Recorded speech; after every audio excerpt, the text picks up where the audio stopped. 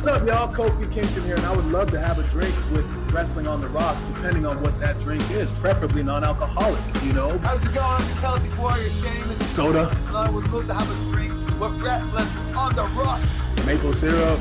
Fella. I would never have a drink with Wrestling on the Rocks.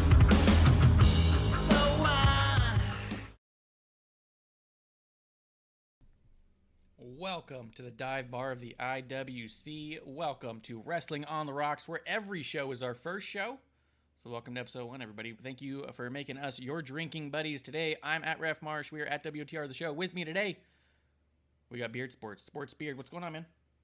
The Sports Beard is here. Thank you for having me, as always, Ref Marsh. I appreciate it. I'm so excited for SmackDown before WrestleMania weekend. We're going to have a whole streaming weekend where we watch it together, right? It's gonna be cool. So what we're gonna do, the way I want to do it, we're just gonna probably tweet about it and let people know. But we're gonna just kind of have it less of the windows like I have now, and just kind of do the open Zoom. And I'm gonna send the link out to literally anyone who's ever been on our show or who's ever had me on their show, and just send the link out to everybody. And say, hey, if you want to pop in for as little or as much as you want, we're just going to be there. So we'll see who shows up, who doesn't, and then at the very least, it'll be you and me. So, well, can't be all bad. For two things. One, hello, Grim Reaper. Thank you for being here. Two, and Grim Reaper will be here next week. He's going to be here to help us break down WrestleMania on our show next week. So cheers. Woohoo! Oh, I look forward to meeting Grim Reaper. That is going to be cool. And I hope we get everybody that's ever been on the show. That sounds awesome. I'm super excited. I already told the wife, my weekend is taken. So, yeah. You know, she had her birthday last weekend. So, you know. Yeah, she had her time. It's time to move on. Yeah, we watched the fucking Oscars live. Yeah. So, that's what she wanted to do. Yeah. Well, I bought her some flowers. It's 37. No one gives a shit. It's like the most vanilla fucking birthday. It's like 26. Who cares? Yeah. Okay. Yeah. You know, yeah, 25. Bully for you. You can rent a car without, like a bunch of shit. Yeah. At least there's something to it. But yeah, there's a bunch of them where you just kind of go like, okay, I guess that's what we're doing. Having a birthday. That's cool, man. I'm really excited. Is a producer lady going to be on the show? She'll probably be screaming at us through the mic. Different stuff. I think you should make her. Oh, sorry, I didn't mean to cut you off. Go ahead. We've talked about getting like a little animation to pop up on screen when she's talking, because she doesn't want to be on screen necessarily. We'll see. I understand if that ever comes to fruition. Here's what I want her to do. I get she doesn't want to be on screen, and I respect that. She shouldn't worry about it. I don't understand that, but producer lady, not trying to change your life. Make her wear a Rey Mysterio mask. I think that would be so fucking cool. She has in the past. She did for one of the Royal Rumbles. She's got like a Thunder Rosa style Silver Skull mask that covers half her head, and she did one year where she just dressed up like Mick Foley. I have a Mankind mask. She put that on and put her hair through it and everything, and put on the shirt and tie. Like, I mean, we've gotten ways around it before. That's so fucking cool. That's so cool. I love it too. Best. She should be on. I mean, that's what I say. And even now, I have 2 more masks since she's even been on last. I have the Undertaker Survivor Series mask, that creepy one, and I have an Ultimate Warrior plastic mask that looks like it's face paint. So, like, you have options, Look at how ugly I am, and I love being on screen. So I'm just saying, she's fine. She'll do great. Yeah. I do imagine if you were able to make it work, I feel like that when I start the show, I'm pretty like monotone, and you come in with high energy. It feels like having the Ultimate Warrior run on screen, just slapping hands on the way to the thing. Yeah, I love it. Awesome. Hell yeah, absolutely. What's in your glass, man? What are you drinking today? Okay, so this is a special thing I just discovered. It's called Oceanic Vodka. I brought the bottle because it's so fucking cool. It's from Hawaii. Woo woo. And it is an organic vodka. It's ocean vodka. I'm sorry, ocean. It's called Ocean, and it's an organic vodka. I said oceanic, but it's ocean. Now the bottle's blue, not the liquid, right? The bottle is blue, and the liquid is vodka, so it's clear. It's clear. Yeah, that's awesome. Yeah. So just a smart clear. way to do that. Yeah. I mean, it's fucking perfect. I'm giving them a plug. Looks like the ocean. It's organic vodka, and it's regular 40% 80 proof vodka. I, of course, love to have a little grapefruit juice. Yeah. This was my drink for years, and I call it a Greyhound. It's just vodka and grapefruit juice. So. Is it pretty smooth, the vodka? Oh, it's really good. By the way, this is the first time I've had a drop of it on the show. I wanted to debut it on the show, and I like it. All right, sponsored, not sponsored. I'm into it. I'm definitely something I'm gonna look for. That bottle is amazing. Not drink any more of it, and so there'll be some when you come to Alaska. Good call. We are going to be live from the Sports Beard Dungeon. No, we call it the Maxwell Lake House. The Maxwell Lake House. It's the Maxwell Lake House. We're gonna be live from there. Beginning of June. Very end of May, beginning of end of May, yeah. End of May, beginning of June. So I think by the time that Wednesday hits, I think it'll be beginning of June. We'll be doing a live one from the Maxwell Lake House in Alaska. Micah coming through the chat. Just be wary, guys. I'm going to be sending you all the link, just so you know, Micah. During WrestleMania, a link's coming your way for you to pop in or not, for as much or as little as you want on the WrestleMania. Also, thank you for joining us, Micah. Dude, I just realized, what are the odds? You got a Hawaiian vodka. My koozie for my Miller Lite is a Hawaii koozie. I mean, that's cool. And we didn't plan that. So that's not at all. I mean, that's even better. Yeah, I was already drinking it before you held that up, so you would have noticed if someone went back and pieced it. Yeah, you were. Yeah. I made the drink. Yeah. Well, it's because producer lady lived in Hawaii for a number of years when we were first together, and so we have some pretty cool Hawaiian stuff around. I have a bottle of, what brand is it? Trader Vic's macadamia liqueur that we still haven't opened because it's from Hawaii. It's Kona macadamia nuts. It's one of those things where it's like we don't know if we'll ever see it again. So I have an idea. How about the four of us take a trip to Hawaii one of these years and we do a show from there? That would be effing cool. We'll go to the Big Island or something.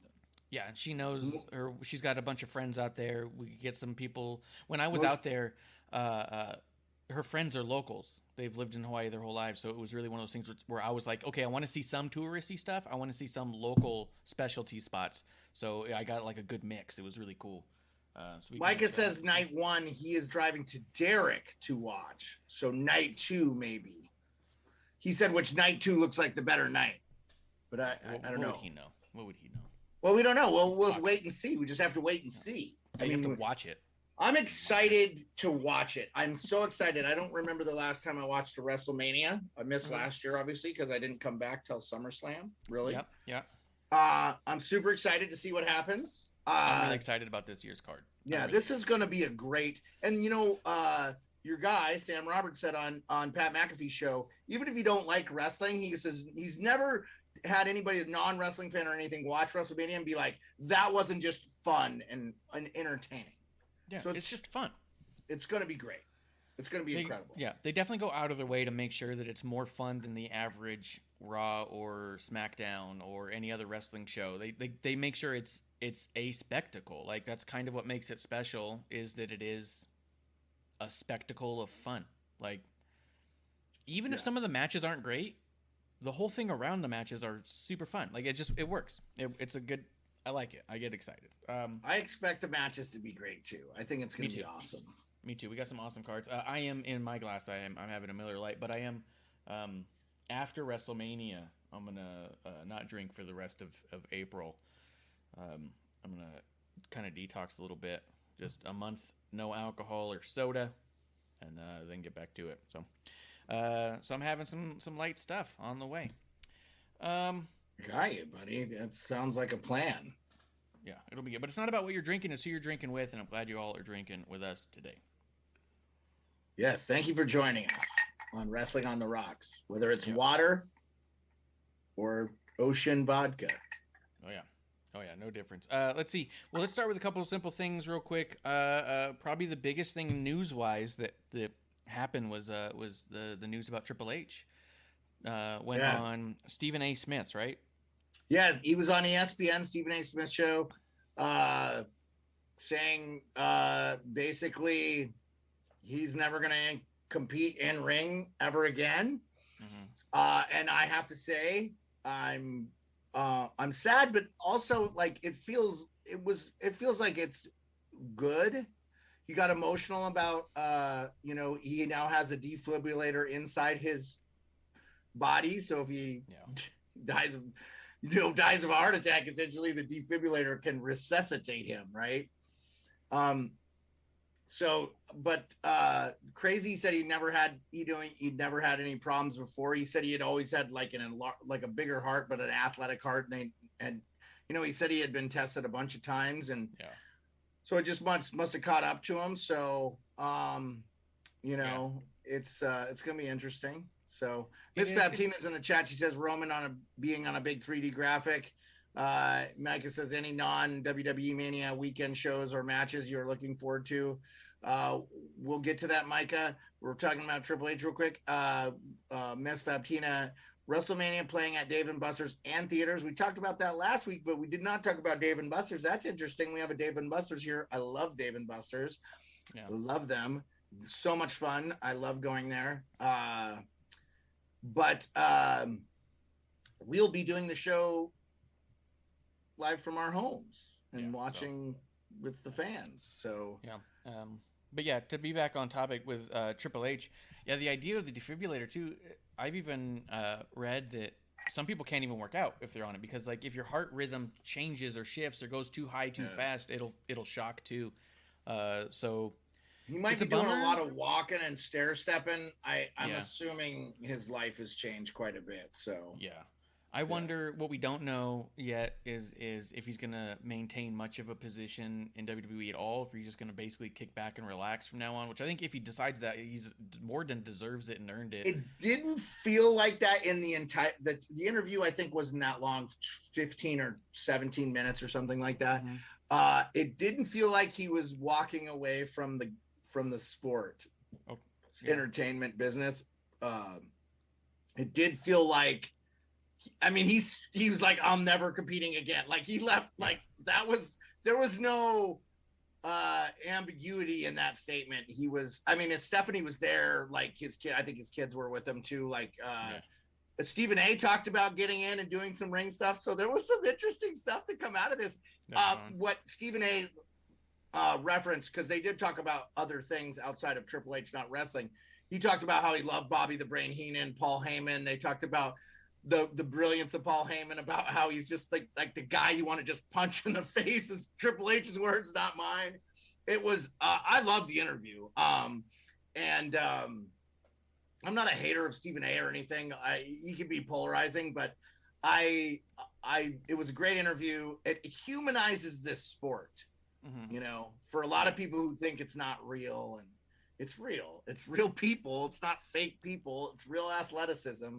So, I think he's going to still do scouting and development and stuff like that. He said he's still going to be involved quite a bit. So I don't think he's going to take a step back. I don't know that if you are married to Vince McMahon's daughter, he would ever let you step back. Because look at Vince. I mean, he's still going, man. Nothing else lasts. The Vince McMahon Energizer Bunny. So, yeah, and I could even see them. Even like you said, with Vince doing it forever the way that he has, I could see even being like, hey Vince, I can't do XYZ anymore. Okay, cool, we'll have you do ABC instead. Like we'll find a spot to keep you doing stuff, you know what I mean? Like I could see that too. The only bummer really is that the end of his career kind of came this way, where I think that we were all expecting very close to this being around the time he would retire anyways. We were expecting like one more little story to retire him. And the fact that he won't have that official button on it is a little bit of a bummer. But when I think about it, the stuff he did with Batista and Randy Orton, I feel like works just fine. Like it's not anything to scoff at. So Ref Marsh, I didn't see that. He did talk about in the interview that he was supposed to do something for WrestleMania this year. Yeah. So he was going to be involved in something, a match, something. He was going to be a part of something at WrestleMania. So it's I don't know. Yeah. I don't know what that would have been. That would have been really interesting to see. They did premiere some stuff on YouTube that were older matches with him and Kurt Angle, Ronda Rousey, and Stephanie McMahon. I thought those were cool. to watch. I didn't get to watch all of it because I had other stuff going on. That happened today. But I'm with you, man. Like, it is kind of sad. And I will say this, man, like, you know, I'm a rock and roll fan. Like, I think he has the best intro ever. He's got Lemmy from Motorhead. Like, I don't know if you remember the fucking movie Airheads where he goes, it's a trick question. Lemmy or God? It's a trick question. Lemmy is God. Like, you know, like Lemmy was the lead singer of Motorhead. Rest in peace, Lemmy. He's passed away since too. Yeah. But I think he has the best, like, actual song intro. I mean, of course, I love Stone Cold. I love, you know, there's a bunch of great intros, but his is fucking awesome. Yeah. You know, even if you don't like Triple H, you know, it's very good. Yeah. You know, so yeah. They released a couple of his songs done by Lemmy on vinyl. Yeah. Because the songs are just that goddamn good. Yes, they're fucking They sold out immediately. Yeah. Yes, exactly. But yeah, I mean, his career is obviously nothing to scoff at. If he doesn't get to have one little story to send off and put someone over, it's not the worst thing ever. Like, it's a hell of a career, man. And he has and you know, Stephen A. when he started the interview, he spent all that time going over all his accolades, and you know, he's one of the most accomplished wrestlers of all time. He'll be in the Hall of Fame, you know. Oh, for sure. Like, he'll probably be in the Hall of Fame like 6 times. They'll just find another thing to put him in the Hall of Fame. Well, D-Generation X, right? They're already in the Hall of Fame, are they not? Yeah, he's already in. Yeah. So he's there by himself, obviously. Yep. You could put him in with Evolution, probably no problem. They'll probably give him a Warrior Award at some point for charity deeds or something. But yeah. Speaking of the Warrior Awards, though, they're giving it this year to Chad Gaspard. Did you see that? I did not. Which I thought was really cool. I know a lot of people were upset that he didn't get it last year. Last year he passed away shortly before WrestleMania season was getting into gear, and they were announcing all that stuff, and everyone thought it should be him. He passed away. He was in swimming in the ocean, I believe it was, with his kid, and the water started to take them under, and the rescue crews came out, and he like was telling them get his son, and was kind of like helping them get to the kid. And then as they pull the kid up, the water took him away. And obviously, I think you might have talked about this last episode. Actually, I think you did. I remember. I think you talked about this. I don't know. You talked about him dying, not him getting the award. Sorry, but we had this conversation. Possibly. But yeah, he obviously died in a super heroic way. So the idea of him getting the Warrior Award, I think, is really cool. Yes. The fact that people are trying to make an argument about it because it's called Warrior Award and they want it renamed, I think that, I don't know. I think it's a little, I think it takes away from what's happening. You know what I mean? Like, celebrate what's happening here. You know what I mean? And the idea of calling him a warrior is kind of the concept, right? Like, I understand not wanting to celebrate some of the crazy, horrible shit the guy who played Warrior said, but the essence of the award is named after the warrior, to be the character of a warrior who was always fighting and always believed in more and such. So to be associated with the concept of being a warrior. But I think it's pretty cool. I think it's cool he's getting in.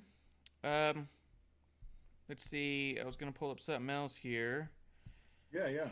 Oh, you wanted to talk a little bit about something else that happened? Oh, yeah. Hey, just real quick. I mean, I know the Will Smith smack is dominating the headlines, but Taylor Hawkins, a drummer of Foo Fighters, passed away untimely in his sleep.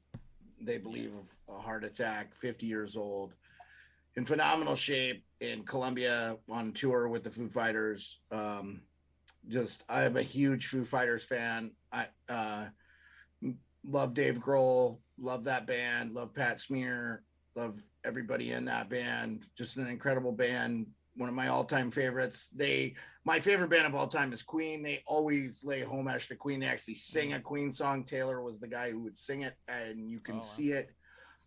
There's a lot of outpouring of emotion, but I did want to say rest in peace, Taylor Hawkins, and best to his family. And, just an awful, awful thing, gone way too soon. Yeah, that was surprising when I saw that too. When I saw his name come up, I was like, "How old was he?" You know what I mean? Because it seemed like out of place and weird. And then when I looked it up, it really felt about 5 years older than me.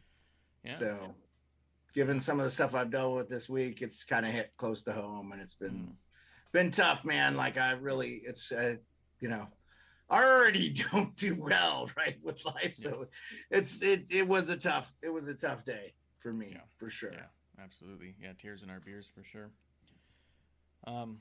Let's see. Do you think Will Smith and Chris Rock are going to have a WrestleMania match? No. Well, a lot of people seem to think so. Well, I'll just say this: I'm not ever going to come out on the side of Will Smith on this one. You don't fucking slap a comedian at an award show for giving you shit. You're worth over $200 million.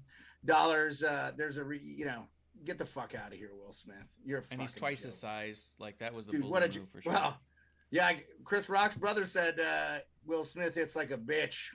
So that's fine. I think anybody would maybe say it didn't look like it bothered Chris Rock that much. He handled it like a pro.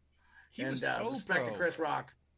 Yeah, I had so much respect for Chris Rock there because, for one, his hands were down. He was like, if you're going to do it, do it. He leaned in because he thought Will Smith was going to say something to him. I think he thought Will Smith was going to joke with him. Oh, because the joke was so benign. Yeah. Oh, he did not know that his wife had alopecia. By the way, his wife, and we don't need to get into this.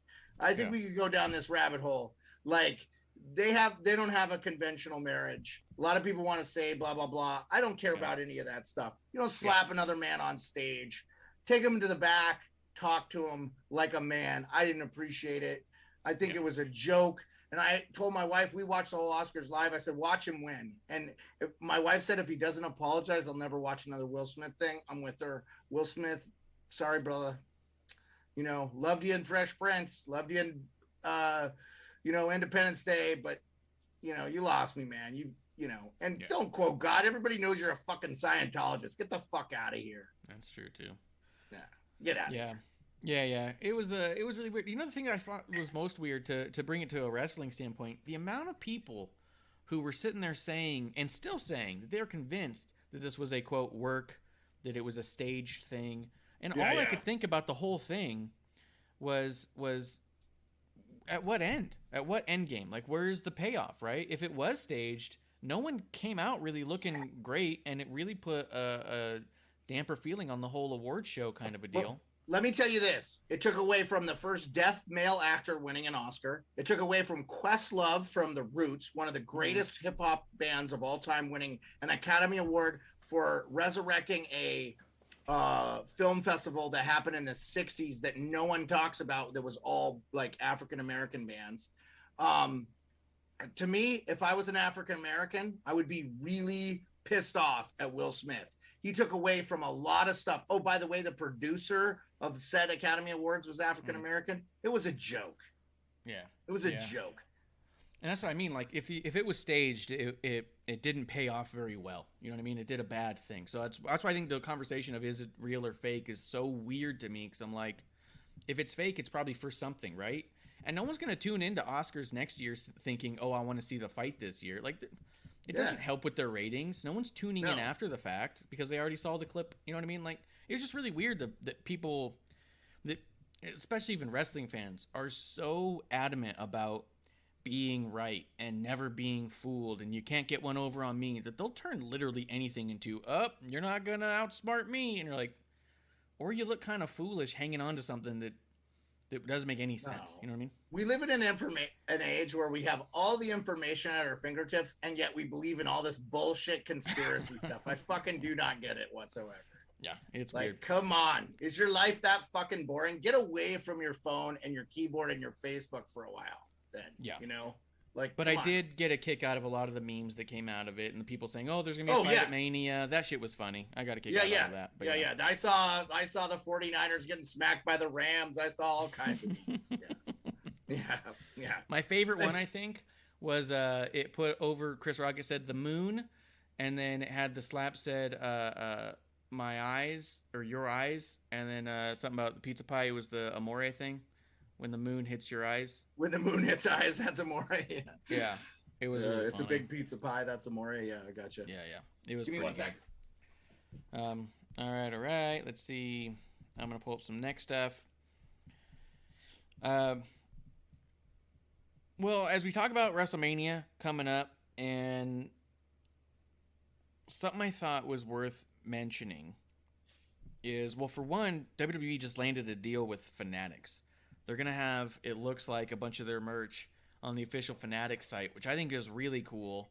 Yeah. I'm excited about it. I get stuff from Fanatics from time to time. So many of my friends are sports fans that I stay on the newsletter or mailing list for Fanatics. So if somebody's team comes up with some cool deal, I'll snag it up, you know? The guy who started that is a genius. And yes, Fanatics, that's cool. The NFTs for WWE are going to be a big deal, I think. And I think that's a smart move by WWE. And I wonder if they don't eventually move their merch to them solely. Because you're seeing a lot of... I bet you would see a split, because they have deals with like Homage and 500 and Roots of Fight. They have official merchandising in specific areas anyhow.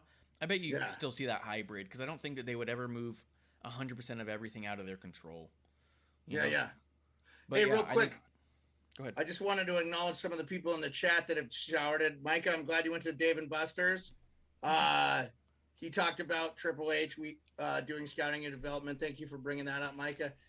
Cheers to Just in Time. Just in Time. Hope you, Jeremy and Time, join us on Saturday or Sunday or both days. Yep. Miss Fabtina also said cheers to Just in Time. And she asked us, what are we excited about for WrestleMania? Well, I know what I'm going to say. Go ahead, Ref Marsh. Oh, we'll get into there when we get into there. Because that's going to be the base. That's going to be the crux of the whole review of the shows. I will say, to answer Micah's question about non-WWE weekend shows or matches, Mission Pro is a big one. I'm excited that they're part of the collective. The other thing I would say that I'm really excited to see, Bloodsport would be one show in its entirety that looks really good. But Janela versus X-Pac is one I'm very anxious to see. But I am a little concerned about it, because it came out that Sean X-Pac Waltman tore his bicep when he was at the GCW show just a month or two ago, and I don't know how long that takes to heal up or what that's going to look like on the other side. So we'll see, but I believe the two of them could make something real special happen there. On top of the Fanatics thing, I just want to throw this out here because I like to be petty, but it's expected. They were saying that WrestleMania is going to bring a $200 million economic boost to Dallas-Fort Worth during that weekend. Yeah, that's good. It's incredible.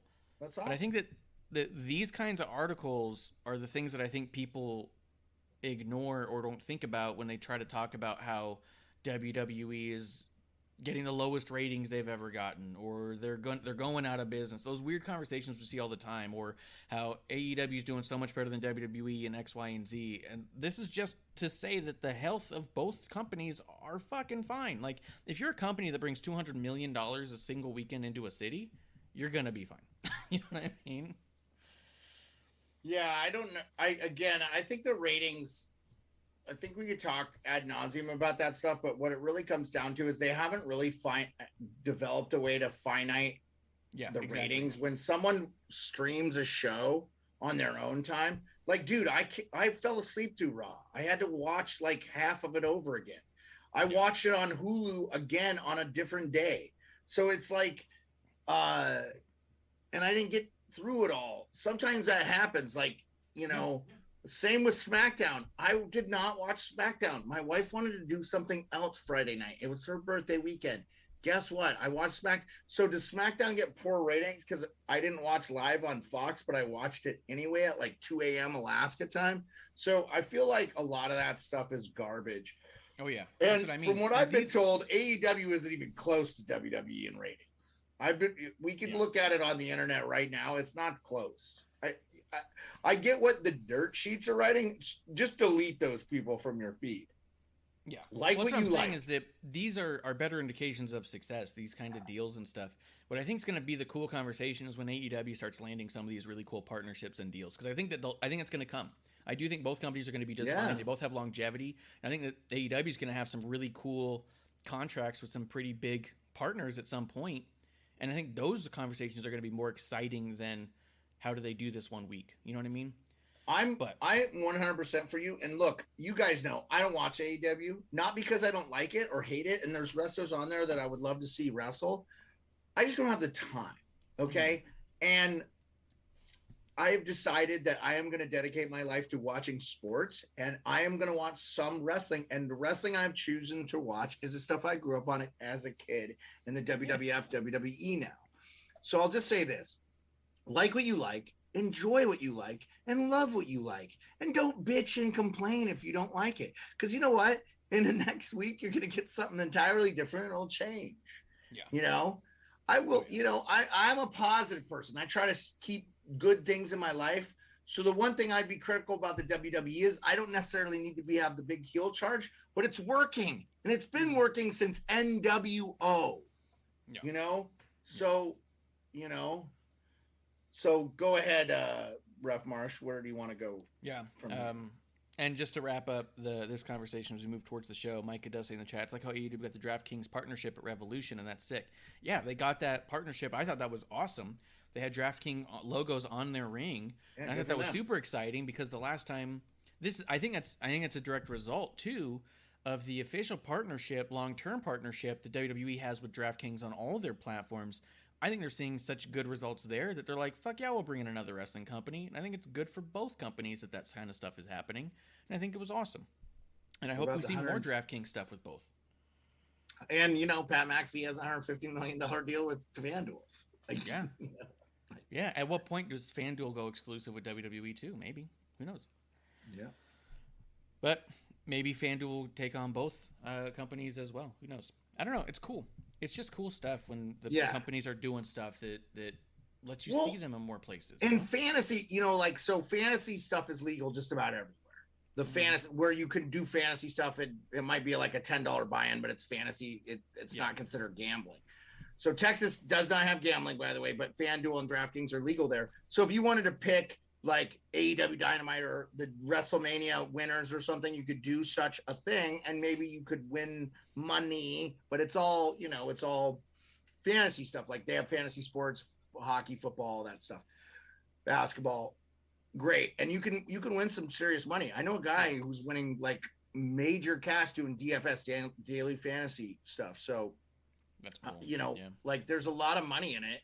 And I'm glad to see that these companies are putting it back into products that make them money. Because if you don't have a sport to watch, or you don't have wrestling to watch, then there's nothing to fantasy bet or whatever on, you know? So, as a primarily wrestling fan and not sports fan, I do feel like I miss out on stuff. Like when I hear people doing their fantasy leagues and fantasy that, and I bet on this thing, I go, in my mind, it's kind of like, oh, that's fun. But like, I'm not a part of that. You know what I mean? I wouldn't know where to start. The idea that there's wrestling versions of it now is actually kind of exciting to me, and I've messed around with DraftKings a couple of times. It's really neat, the stuff they have you bet on, though, because they don't want you to bet on like winners or loser necessarily most of the time. Usually it's like length of match, or is it going to be a pinfall or submission? Like they have like weird little like caveats, so it's not strictly like something that you could probably guess by storyline alone. Right. I've not seen any of it. I haven't looked into it. I've never been a huge fan. I played fantasy hockey this year. I've had a lot of fun doing that, but not for money or anything, just with some friends. It's pretty cool. It's neat. And I'll probably do more of it. I'll probably mess around with it more and more. Let's see. Yeah, let's get into it. Finally, right before we get into it, just as a quick shout out and announcement, sort of, Roman Reigns is going to be on Jimmy Fallon tonight. So if you guys are up late and want to watch a real star on a real television show. I'm just kidding. If you want to watch Roman Reigns on Jimmy Fallon, he's going to be on tonight. I'm excited because I think that Roman does really good in those style interviews and such, and I kind of want to see how he comes off. I don't want to speak out of turn, but I think he comes on like at 8:00 here in Alaska. So I'll look for it, but it's NBC is Jimmy Fallon. So let me see real quick. Yeah, the late show at Jimmy Fallon my bad. He comes on at 10:30. And it's Hassan Minaj, who is a comedian, Roman Reigns, also known as Joe. I'm going to record it because I want to watch it. Yeah. Because I watched the WWE Evil episode of Roman Reigns. I don't know if you want to go into that. What'd you think? Well, as a guy who I did not know that he had been kind of like pushed since like 2017. Yeah. Like I didn't realize he had been in the limelight that long. Yeah. I really enjoyed hearing about his story. I mean, I knew he was like his, with the family stuff.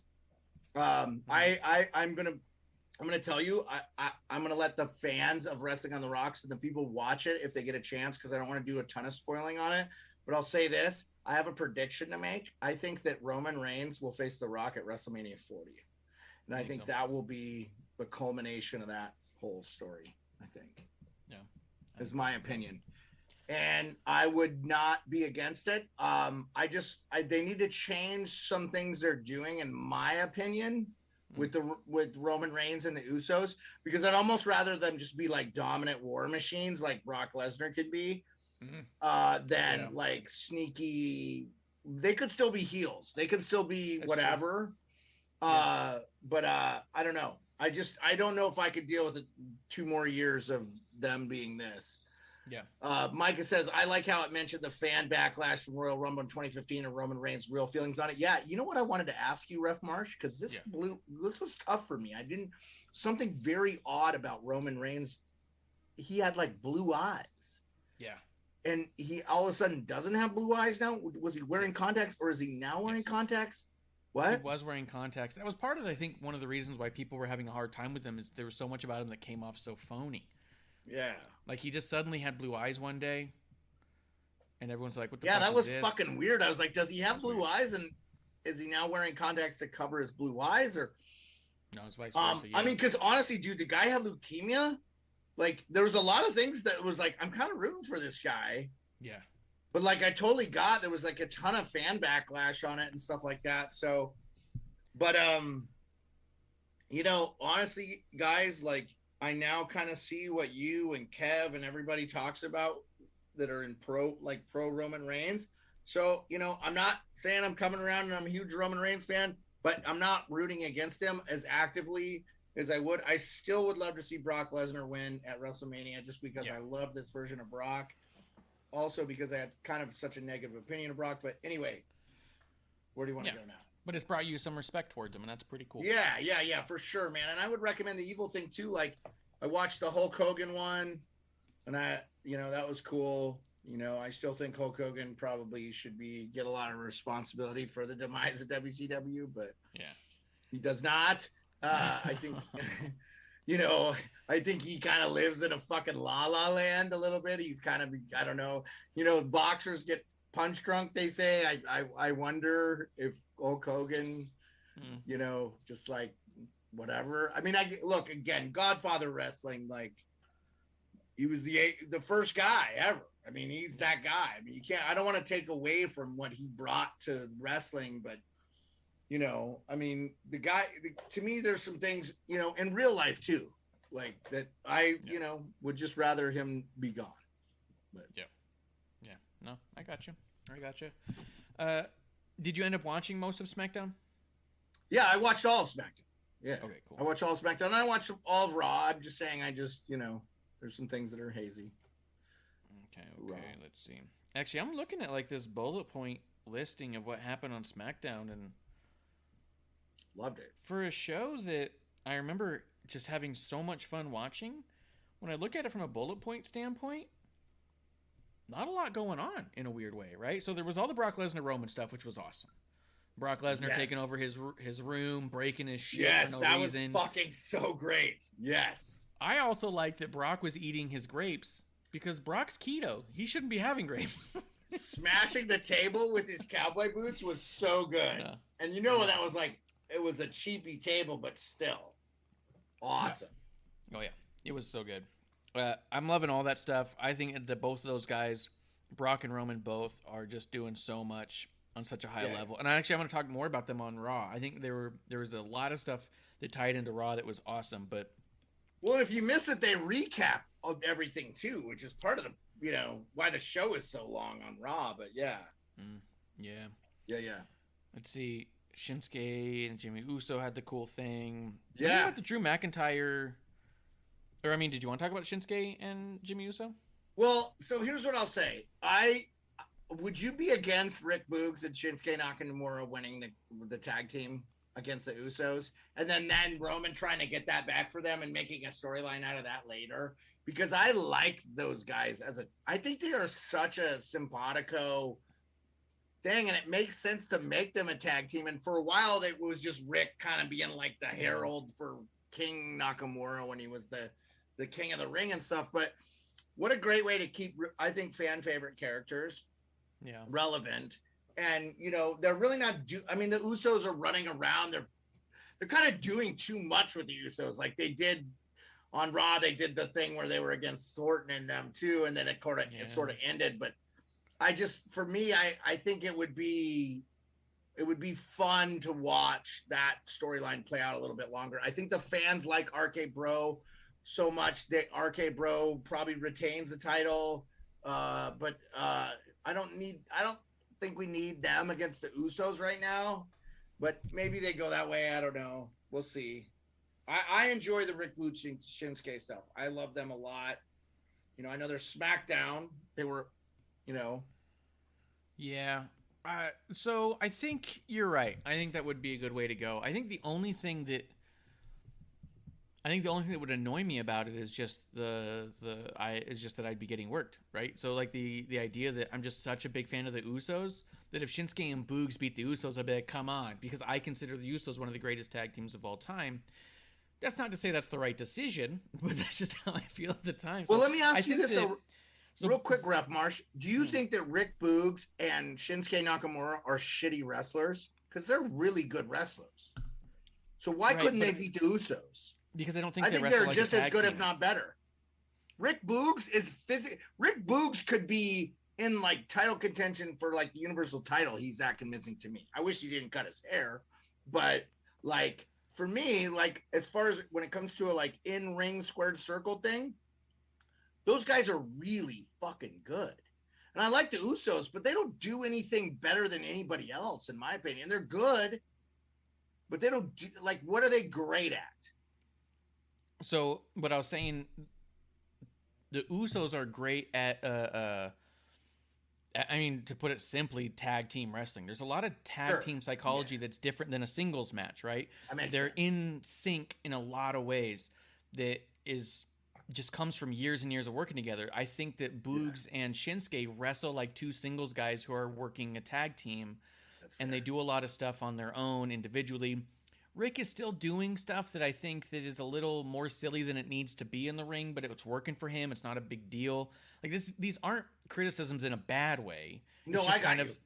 Right? Which is why I'm saying that, like, which is why I'm saying, like, in my mind, I'd be like, I don't want to see these two guys beat the Usos because I think the Usos are so good. But realistically, it's not a bad decision to make, and they would be a convincing tag team. And it would be a good story to see what happens with them after the fact. I'm just that big of an Usos fan that I'd be getting worked being like, no, they're my faves. You know what I mean? Yeah, no, I got you. You make so much sense there. And I kind of forgot, like the Bushwhackers were a great tag team.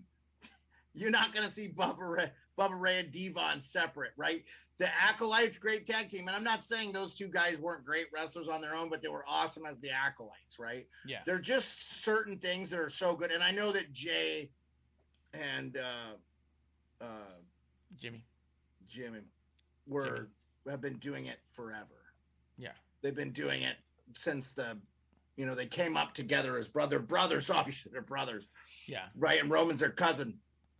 But sometimes I think the Usos are almost too smooth. But they right. Yeah. But it also works with them because they've been doing it so long, and they are twins that when they do stuff that's so damn smooth, it's easy to buy into. Yeah, no, I got you. That makes a lot of sense. And I actually am really glad to hear you say that. I'm just saying, like, I could see, like, as far as in-ring performers, I feel like Shinsuke and Boogs could do a really good job. And I know they haven't worked together for years, but like they do the Toyota commercial. It just feels like those guys have a really awesome cohesion together, and they're yin and yang. It's a little bit like Rock and Sock. You know, I just use that analogy because Mankind and Dwayne The Rock Johnson were such different characters. Yeah. But in reality, Mick Foley and Dwayne Johnson are both great salesmen, right? So, I love what they're doing and what they're selling. But I got you. Usos probably win. So No, I'm saying that I think that you're probably right. I think that Boogs and Shinsuke probably win, and we get a cool story with them as tag champions. Right. I'm saying that the Uso super fan in me would be like bullshit, but it like, doesn't. realistically, it's It not doesn't bullshit. really. It won't tarnish their legacy. No, That's what I'm not saying. at all. That's what I'm saying, because that's why. Because I think that in the wrestling community, Boogs and Shinsuke are thought so highly of now, especially Shinsuke, right? So I just feel like again, I'm a junior chipmunk, whatever the fucking thing is, the new kid on the block again. I stepped away. I'm not your guy, Sam Roberts, who never left wrestling, who's always been with wrestling. Yeah. You know, even yourself, you stepped away. So I just have to say, like, I would love to see Boogs and Shinsuke. Mm-hmm. I need to have some happiness. Yeah. You know, I need to have some joy. And those guys spread that. And in ring, they're fucking cool. Yeah. And I love watching what they do. So, and I'm not a slight on the Usos. Again, I'm so glad I watched the Evil episode, because I think I've just developed a whole more appreciation for the bloodline. Again, I'm a late comer to that. I don't have to say I'm a big fan of them, but like, I am with you. You know, what you're saying makes total sense. I know, but what I'm saying is that when you ask me like what would be wrong with it, the super fan in me goes, because the Usos are the best. And then so I know it'd be like, which is part of the reason why I know that it's probably the right decision to actually do the Boogs and Shinsuke thing, because I think you're right that their star power is still not even hardly tapped into. It's so funny to me when I'm like, as much as I think that Rick Boogs personally is kind of annoying, I can super appreciate what he's doing there, and I love the fact that the crowd is so fucking on board. Where he started to pause it. It's so funny, dude. I can't help but laugh. And when, like, the way that he, like, will pause and you hear the whole crowd go, like, because he'll be like, Shinsuke! And then he'll pause where he's supposed to say Nakamura and go all high. He'll pause it, and you hear the crowd, Nakamura! Yeah, it's great, man. And, like, I mean, it's shades of, like, people yelling what? Like, we can get into that. I don't want to, let's end the discussion on those guys. Yeah. Because there's so much more to talk about. Go ahead. I will say, prediction-wise, WrestleMania Night 1, Usos versus Boogs and Nakamura. I think that as much as the fanboy in me never wants the Usos to lose a match in their whole career, I think you're right. They won't lose anything by losing. It could be a great story. We could have a really nice feel-good moment, some cool shit on the other side. I think Boogs and Shinsuke is the right move. Well, and they're all on SmackDown. So, like, that, you know, just carry that on for the fucking fans that get to watch SmackDown, and we'll all love it. And Pat will fucking dance on the table, you know? And one of the things about the Usos that I love is that I think that their matches are so good so often that I've seen a ton of times where they're not champions, and they're also still putting on great matches and making other tag teams look awesome. Yeah. But at the same time, they're always so good and primed that anytime they win the championship, you never go, well, how could that happen? You go, oh, looks like the Usos did it again. You know what I mean? Yeah. So, yeah, I think you're right on that one. I think that's how you go. Grim Reaper had a thought on that. You want to hit that real quick? Yeah. Grim Reaper says, I thought when Boogs cut his hair, he was going to turn heel on Shinsuke. Yeah, I mean, I think we've seen that so many times. And then Grim Reaper likes Otis with the Alpha Academy. Yeah, dude, Grim Reaper, 100%. Alpha Academy's awesome. And I could see Alpha Academy winning the tag team titles with RK Bro. Yeah, would not have a problem with that at all.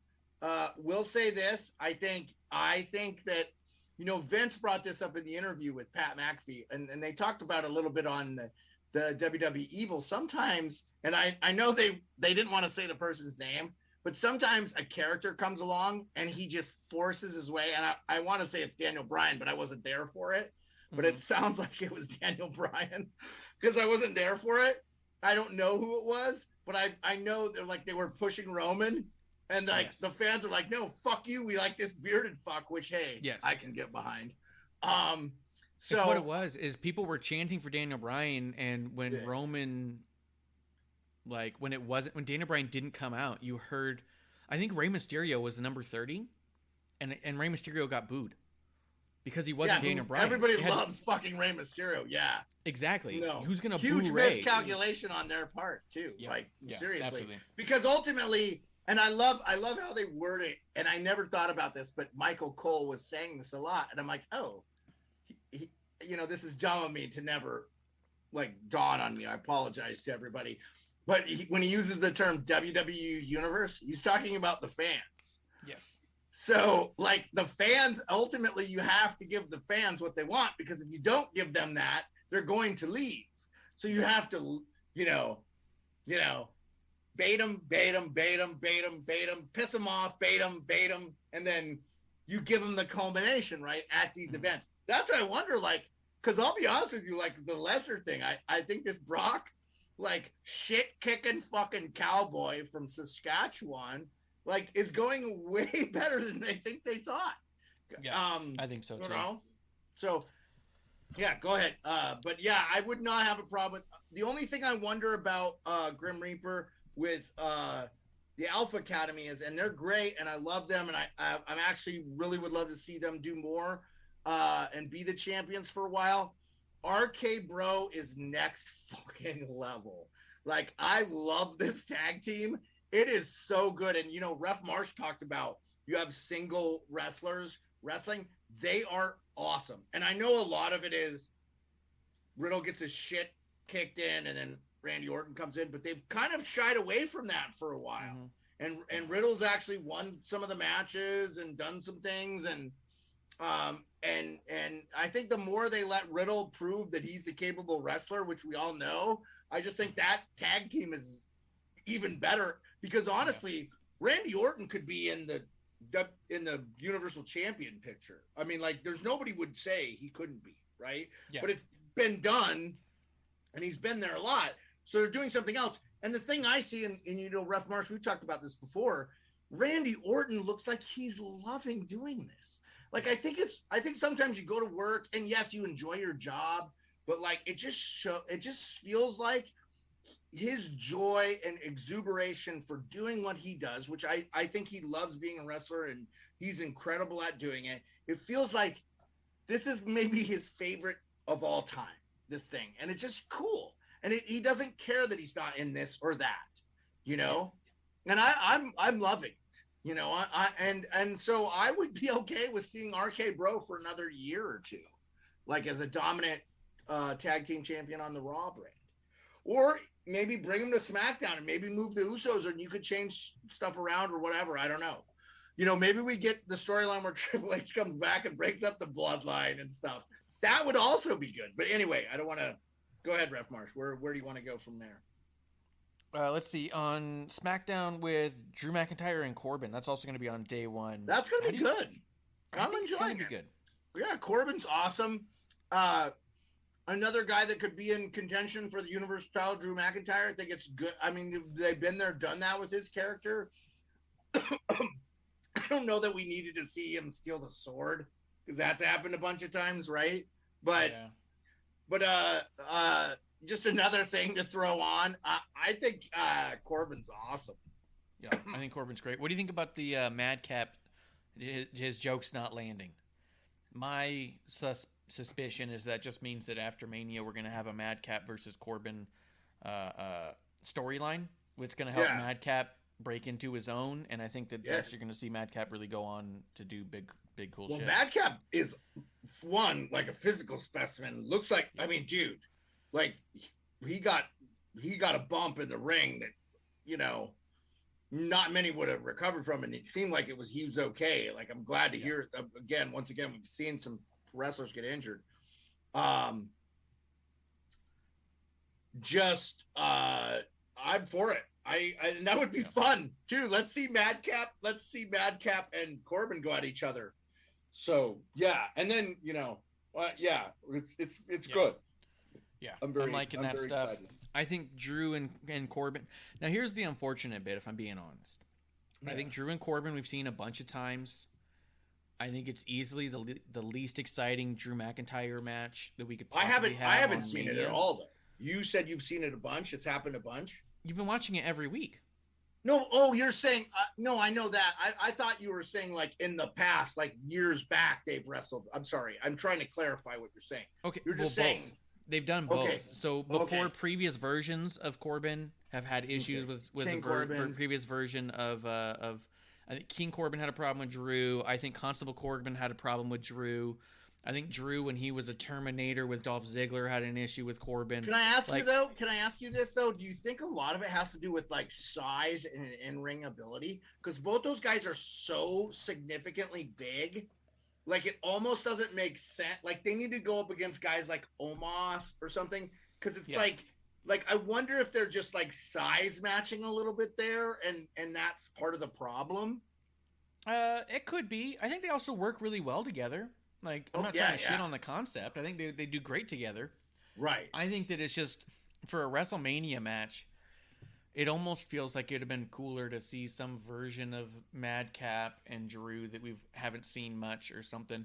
And again, I think Drew and Baron are, in my opinion, I think they're 1A, 1B. Who's going to take the title off of Roman? I think it's going to be one of those two dudes. I think that's where we're going. Wow. Cool. That's my thought. And so for me to see them in a match right here where it feels like the most static match on the card is a little bit of a weird kind of setting to go into it. But I don't think these guys are failing at what they're doing. I think they're doing a great job at what they're supposed to be doing.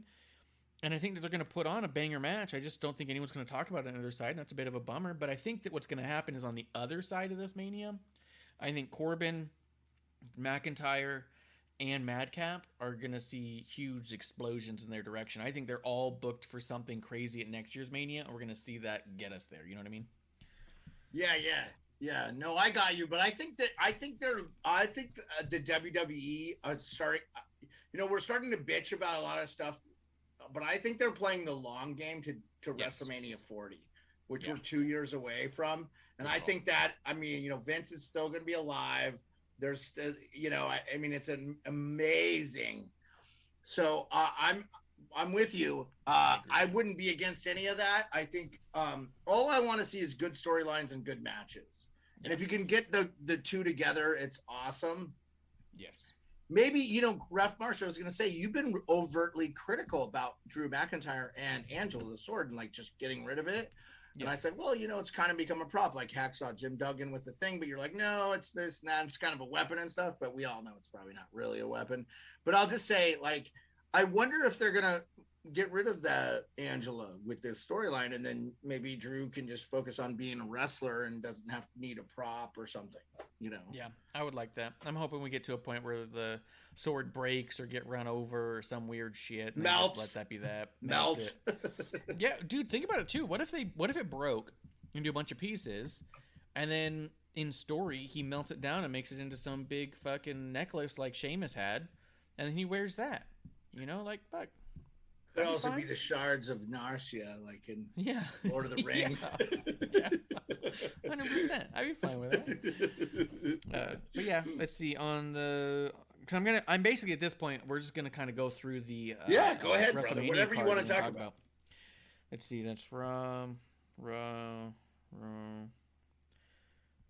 So, let me look at day 2 real quick. Well, let's talk about the women then. You want to talk about Raw a little bit? No. We're going to get there, but I'm going through like the SmackDown stories because I am saving, I think, Brock and Roman. Well, while you're looking for the SmackDown stories, our good friend Justin Time Wrestling says, I honestly would have no issue if Corbin had just destroyed the sword. Well, we don't know what's going to happen. Hey, we got a new person in, you may know. Six Crow says, Marsh, you still thinking Seth, Gabe, or Shane moved into that spot? We can talk about that real quick. Seth Rollins and the TBA. I think it's going to be Gable Steveson. I'm confident. Dude, you called that forever ago. I have to give you that. It has to be.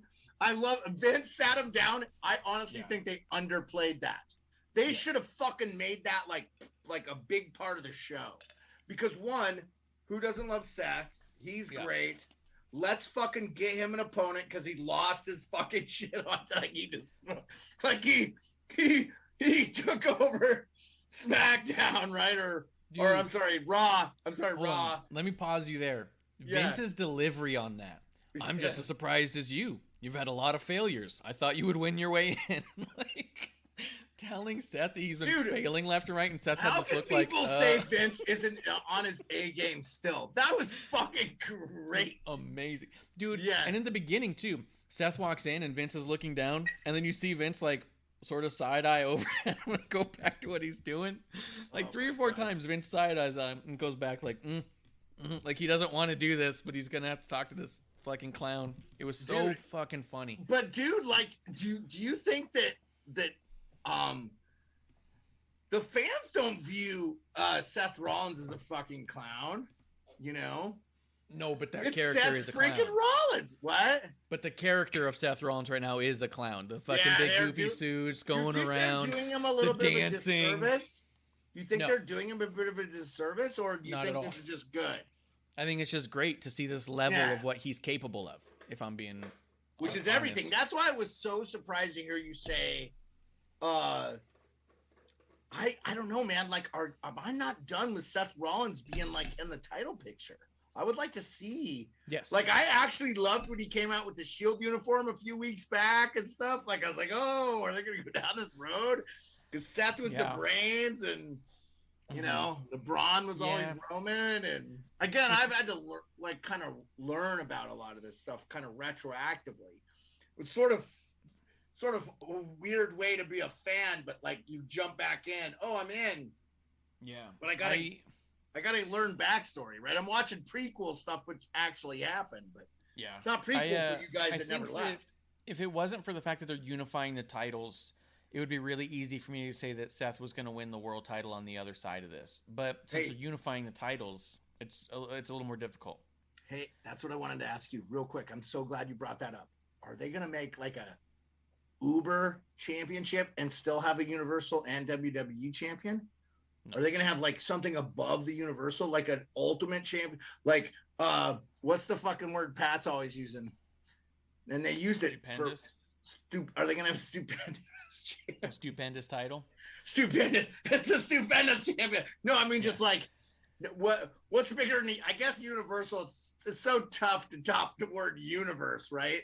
What's bigger than the universe? The infinite champion, or, you know, I don't know. It's like a, you know, it's infinity. I'm infinite. You know, I don't know. I like it. Yeah, I think so we've seen it once before when WCW was bought. They brought in the World Heavyweight Championship and they had the WWE Championship. And at a certain point, they unified those titles and called it the Undisputed Championship.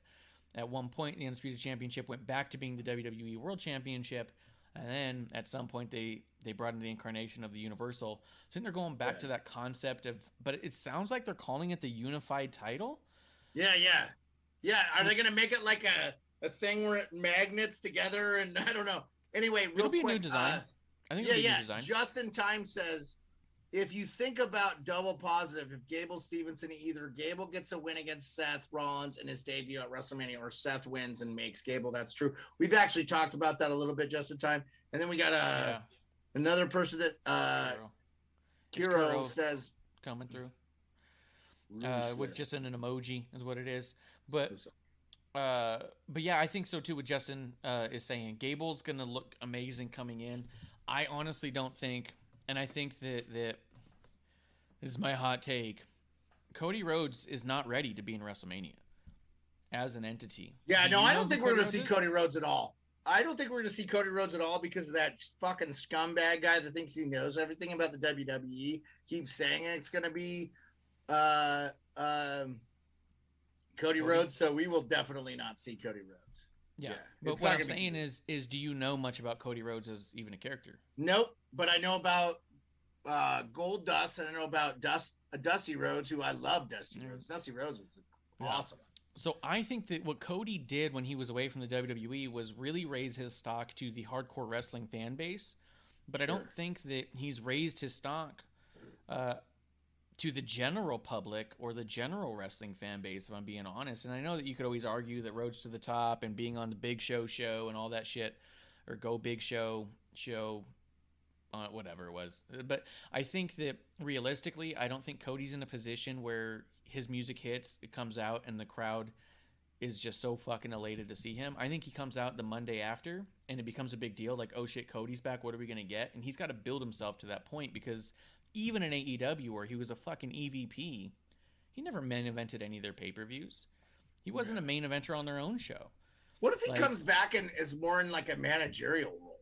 Like, because honestly, like Adam Pearce, whatever. I mean, motherfucker blocked me on Twitter, so fuck that guy.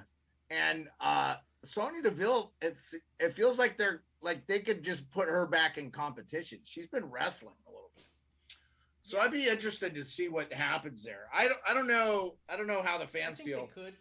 Our friend Kiro says he's in Texas. Good for you, Kiro. I don't know what that means. Hey, Kiro, let me give you a little piece of information. When the tide is out in Alaska, we increase the state size of Texas. Cut Alaska in thirds, and you'd be the 4th largest state. Fuck Texas. He's saying he's going to WrestleMania, is what he's saying. Oh my God, Kiro, you're the best. That sounds awesome. Have fun. And Texas is cool. I'm just fucking with you. I don't have a problem with Texas at all. I didn't know where you were going with that. I thought it was a jab about Texas being the biggest and the baddest, and it's the second biggest. And it's people from, what I love about people from Texas? They're so proud to be from there, and that's cool. And I like that, and you should be. But yeah, I think that my hot take is that Cody's not ready to be a surprise at Mania. He's got to prove himself to the audience again. But I think that Gable Steveson has such heat behind him right now, and everyone's so excited that I think that he would have a big reaction. And I think that that's why you get Gable Steveson. Now, the question, though, was posed because do you think Shane McMahon's moved into that spot? Because now there's rumors, and we even said it before, the idea of Shane McMahon coming in and doing a thing isn't the craziest thing. So now people are saying, could it be Shane? I think it also could be a thing where Shane comes out and people think it's Shane McMahon? And then it's not Shane. Yeah. Shane McMahon? Okay. Yeah. So Kiro says, I'm going to SmackDown, NXT, and Mania both nights. Wow, Kiro. Hey, man, all I want you to do is have a blast. Yeah. Have fun. We got to do that one year, Ref March. I want to be behind the broadcast booth on a SmackDown. We got to go. I want to be there with the fucking For the Brand, like, repping, buddy. Stuff. I agree.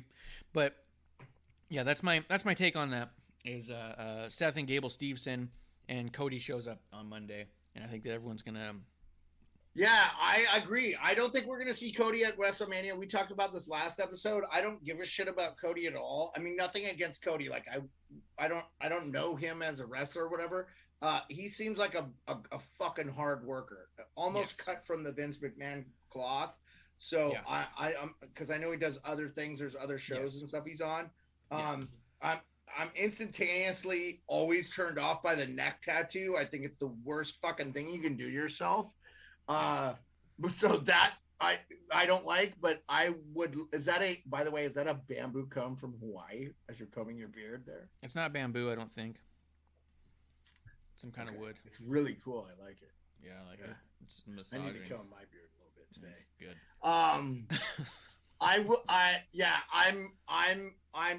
with you. I hope it is Gable Steveson. Steveson. I think so. And that would make you really excited. I wouldn't. Yeah. I think it could even be cool where I think Shane comes out and introduces Gable. So people think it's going to be Shane, but then it's Gable.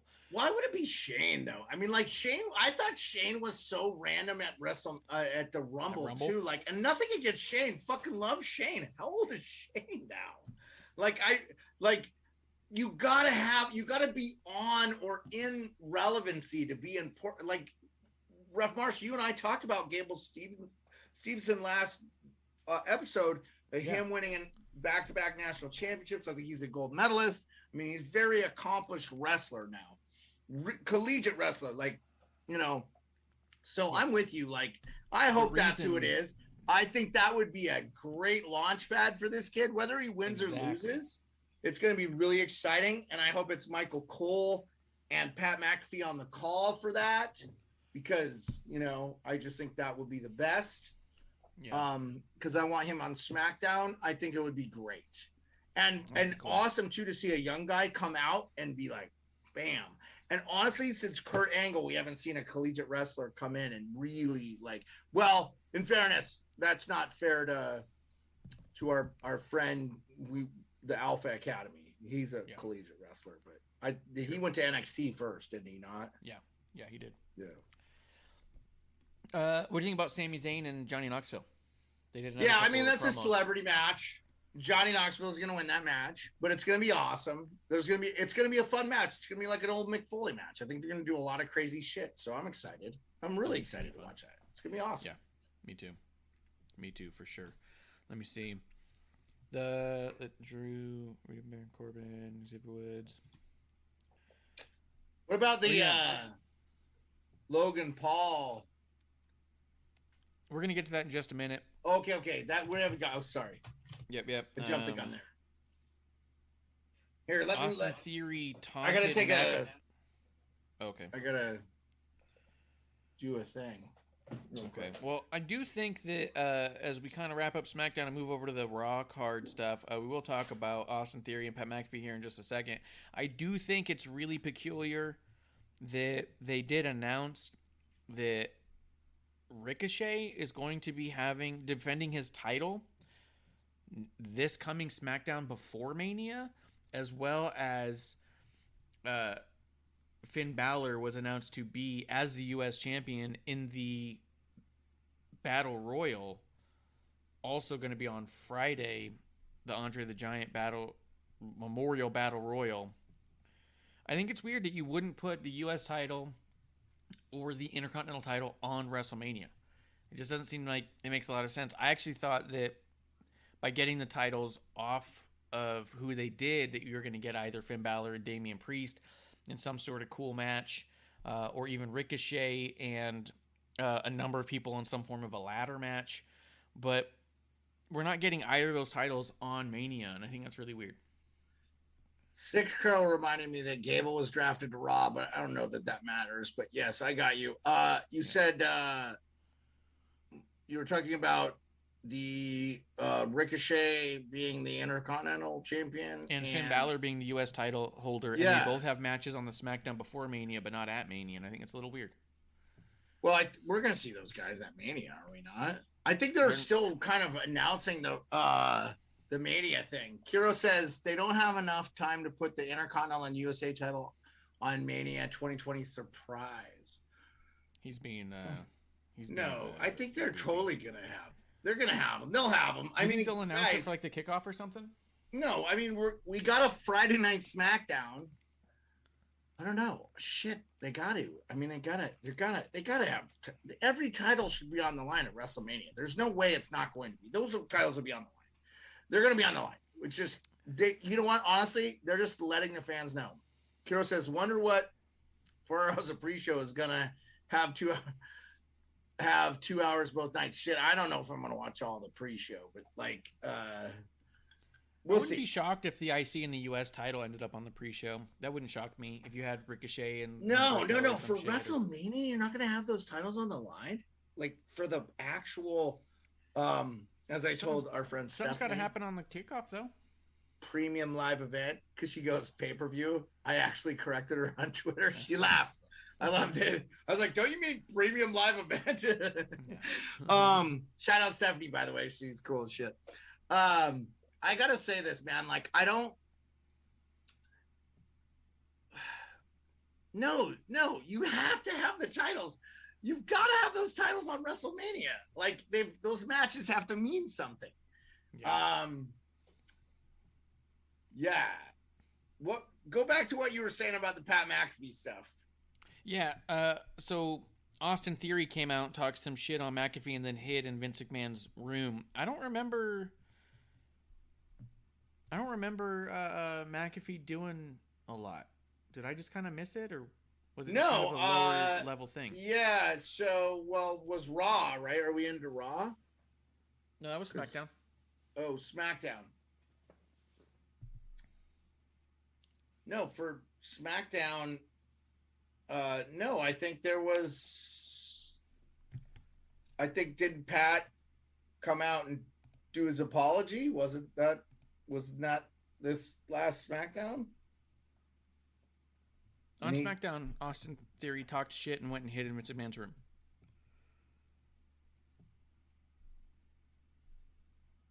I didn't even quite remember it. I thought they were doing some pretty good match building.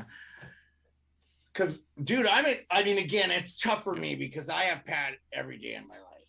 So it's so hard for me to be like, and then he's been pushing that, like, the WWE lets him show the clips for intermissions on his show. So when he takes a break, I'm getting to watch all the stuff play out like a bunch of times. So for me, I feel like the McAfee stuff.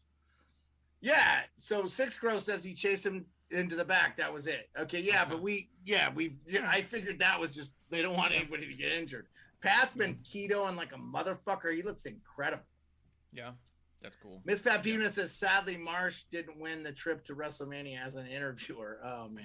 Yeah, I entered. I didn't know you were up for that. But yeah, so Austin Theory, Pat McAfee, that's going to be awesome. Yes. But Sam Roberts did talk about on Pat McAfee's show. Did you watch this interview? Did not yet, no. Okay, so he told Pat he thinks Vince came on his show to give him a false sense of security, and that Pat's going to end up putting Austin Theory over. Whether Pat wins the match or whatever, but your buddy Sam Roberts said that he thinks that Pat's not going to win. He thinks it's going to be Austin Theory. He thinks that Vince being the most diabolical person in I wish you had watched it. I should have sent you the. I mean, again, Pat's interviews are long. Yeah, I kept meaning to. I just kept forgetting about it. I should have fucking clipped it for you and sent it to you, because I should have known. You've talked about Sam a lot, that you work with him and you know him and stuff. He I feel like a lot of your opinions, honestly, dude. When that dude was on the show, I was like, oh, holy fuck, this is Chris Marsh. This is Ref Marsh to the fucking T. And I'm not saying that I just like, it feels like you guys understand the business really well. And so he was letting Pat know. It was great, dude. It was great. And it wasn't kayfabe. It was just a good interview. Yeah. And AJ, who never chimes in with good questions, AJ Hawk. Shout out AJ Hawk. It was good, man. Like, when we get done with the show, if you get time to watch it before tomorrow or SmackDown, because things could change, give it a listen. I started to think, oh my God, Sam Roberts is right, and Pat's gonna lose this match like he lost to Adam Cole. It'll be an awesome match because Pat is a fucking athlete, like an athlete. I just watched the highlights of him as a punter throwing like passes and fucking just like, the guy is incredible. Like, and then, you know, like at lunchtime, he'll be shooting shots and swishing them. I mean, just some guys are just gifted, and Pat's got the gab and the athleticism. And I don't know, man, I fucking love the guy. I would not be back in wrestling if it wasn't for Pat. So, yeah, thus for the brand, like, you know, so. Oh, Kiro says maybe I should buy tickets for Marsh. Well, you better let him know now, Kiro, because you probably have to leave like by Thursday to get to Texas from Arizona. So that's a good point. So Charlotte and Ronda, at the very least, because I know that you and I have very similar opinions on what this match is probably going to look like and what our excitement level is, but we want Ronda Rousey promo.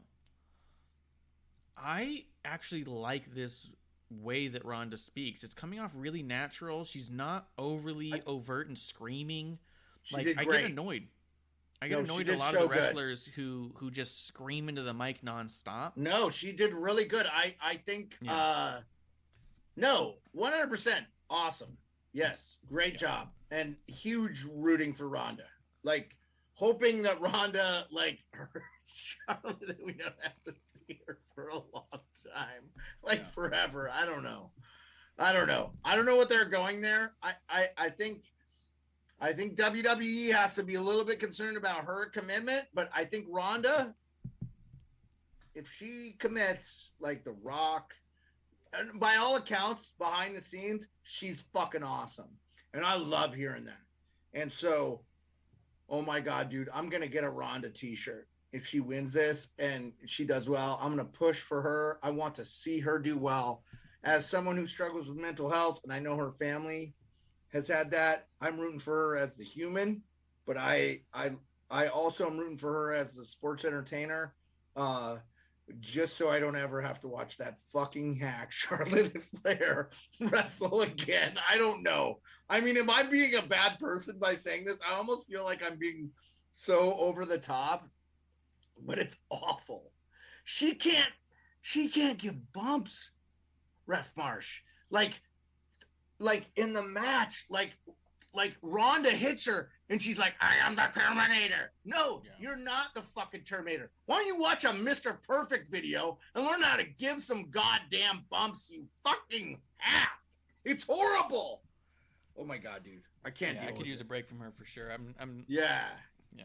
It's just awful, dude. There's nothing nice about it. Mm-hmm. Yeah. Do you want to move on to the next topic? Go Ronda. I just wanted to get your opinion on Ronda's promo because it was great, dude. I loved it. I agree with you. It felt really authentic and good. And I think Steph was watching it with me. Steph, for the viewers, is my wife of 16 years, incredible woman, like the greatest person in the world. And the reason Ref Marsh and I are on this show together, I'm really proud of her. And I love seeing what she's bringing to the table. And it was, I feel like the WWE universe, as Michael Cole would say, knows what's authentic and it's coming across authentic. Is it the best? No, but it's good. And she's going to get better. Yeah. Because she's really junior in this when it really comes down to it. Yeah. Absolutely. I agree. Cool. Let's see. I'm pulling up some of the Raw stuff as we get. Grim Reaper says Charlotte in the top 5 women's wrestlers of all time, and I don't have a problem with that, Grim Reaper. I'm just saying, like, somewhere along the line, her fucking ego has gotten in the way, and she has just decided that she's like the Blob from the Marvel comics. No one can stop the Blob. I'm an immovable force. I'm not saying she doesn't have the potential to be like one of the greatest of all time, but she can't fucking hold Becky Lynch's jockstrap, and she's been in the game longer. It's not, it's really kind of sad, honestly. Yeah, it almost feels like she has.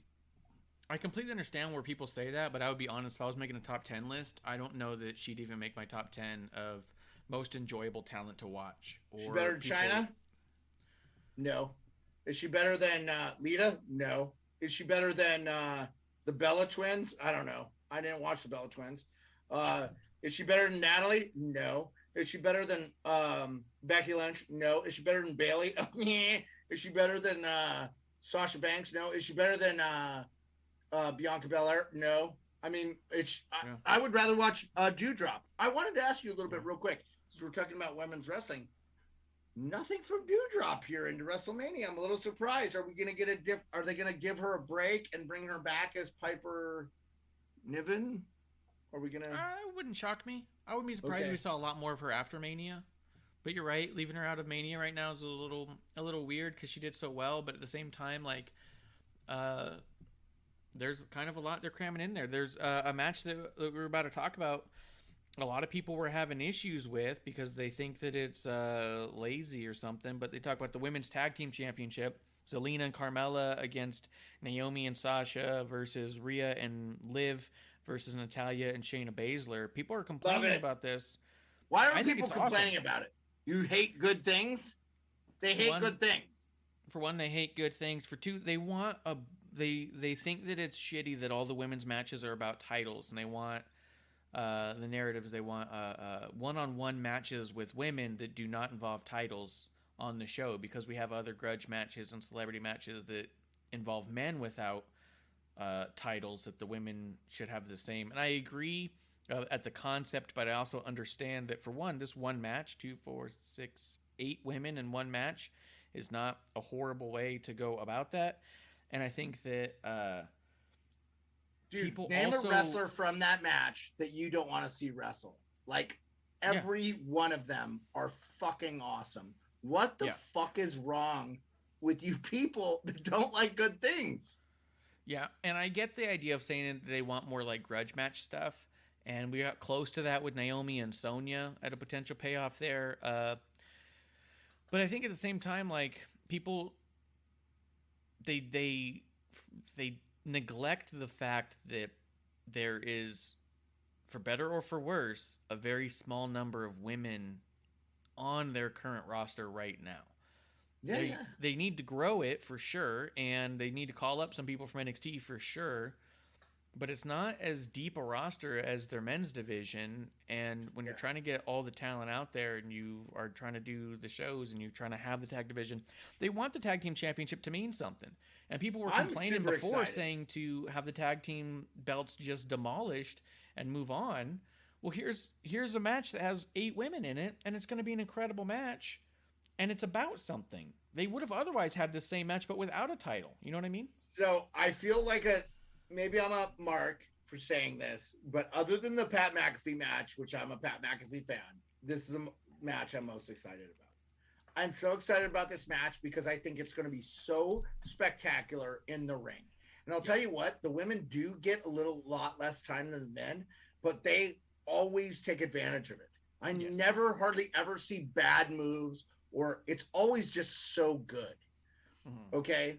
And that being said, outside of who we talked about earlier, because I don't want to give her any more pub than she deserves, this is going to be an awesome match. Now, does it take away that it's a fatal 4-way with 2 tags? Yeah, a little bit, but I still think it's going to be, because of WrestleMania, we don't have the time constraints. So we're going to get to see these women at their fucking best.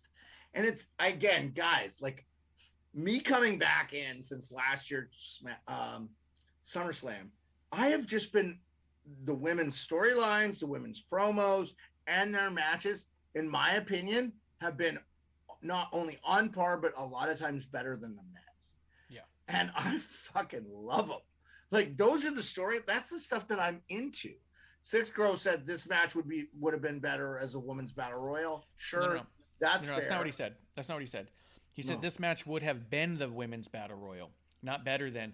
So what he's talking about is so there was the Andre the Giant battle royal, and then there was for a short period of time a women's battle royal, which I believe was a Mae Young battle royal. Yeah, Mae Young Classic. Yeah, and that's a good point too, because people were complaining about getting rid of those because those matches didn't mean anything. I think this is improvement. Is my point. We could have a 30 women battle royal and have everyone out there for a meaningless match, and they all get their time on the thing, and someone wins a trophy. Yeah. Or we can get 8 women in a match for a championship. It's an improvement. It's not perfect yet, and obviously they're slow to make big changes, but I think that this is a good thing for the tag team championships.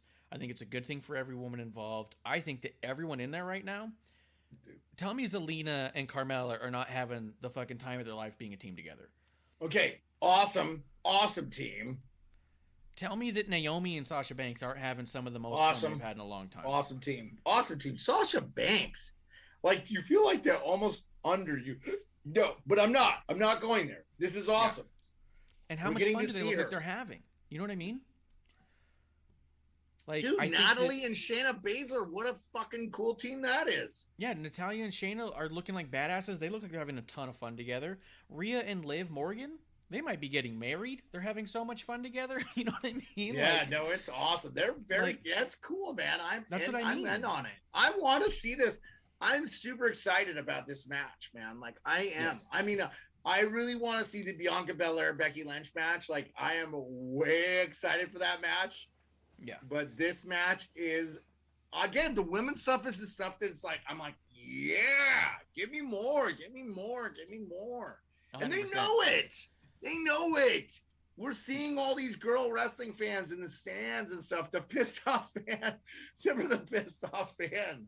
Yeah. Who was the, we like all those memes and stuff. Like, it's the women's stuff is taking over. It's good. I mean, a few years back, it was the main event. So, like, I don't feel like, You know, like I'm more interested in that stuff a lot of the time than I am a lot of the women's stuff. Like, yeah, the Baron Corbin, Drew McIntyre stuff's gonna be cool. I would, or the Happy Corbin, sorry.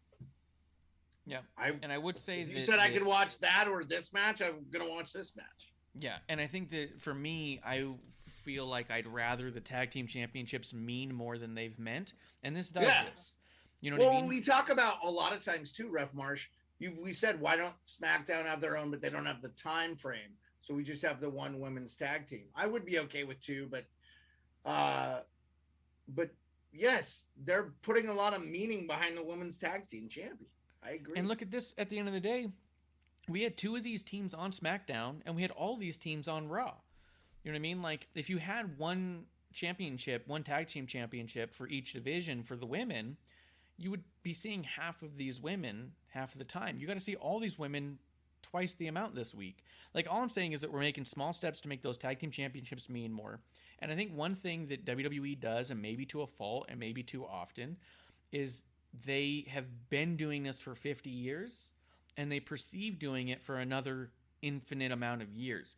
So where we as fans say we want it now, I want a grudge match now, I want the women's championship to mean more, why don't we have a deeper division, I want a 50-50 booking with women and the men. We see that as that's an immediate change you can do now. They see it as we can get there because we have time and we'll work on it over the next number of years. You know what I mean? So I do think that it's baby steps, but it's not nothing. And I do think that we are seeing an improvement. I do think this is awesome for the tag championship. It's just a matter of what happens after the fact, you know? And all these teams look like they're having so much fun. Who doesn't want to watch this match? I don't think you're a fan of wrestling if you don't want to watch this. Mm-hmm. Yeah, this match is going to be great. It's going to be awesome. Let's see. And on Raw, what did they have on there with this match that was cool? Oh, it was that 4-on-4, which was fucking great. Yeah. Let's see.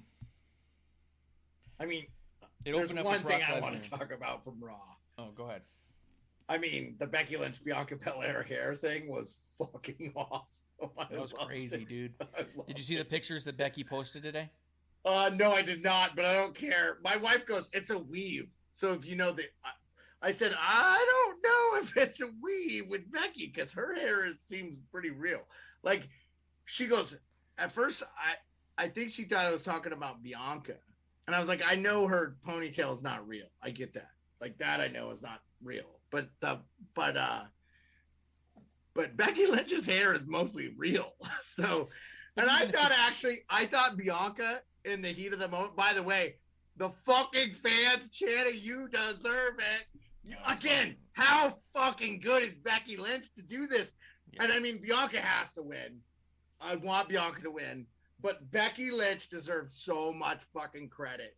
And I don't know that I would be, I don't know that I would be awake to Becky Lynch's brilliance if it wasn't for Bishop in some regard. I think you would have cued me in on it too.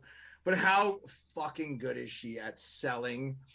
Again, we talked about another individual on another show that should take some fucking notes from this girl. She is the GOAT.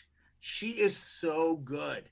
Becky Lynch is so good. I told my wife, I said, I want Becky to lose, but I want him to bring her back as a baby face just so I can see her as a baby face in real time because I didn't get to see it. Because she is so this is so good. Again, I said I was really excited about the Fatal 4-Way. There's not a match I give a shit about outside. If you said you could watch one match on WrestleMania, Jeremiah, you can watch the Sports Beard. You can watch one match. It's Becky Lynch and Bianca Belair. That is the match I want to see. I love this. The story building has been so good. The in-ring has been incredible. It is awesome. Yeah, it's been super so good. And hold on, somebody's knocking on my door. I gotta make sure it's not like.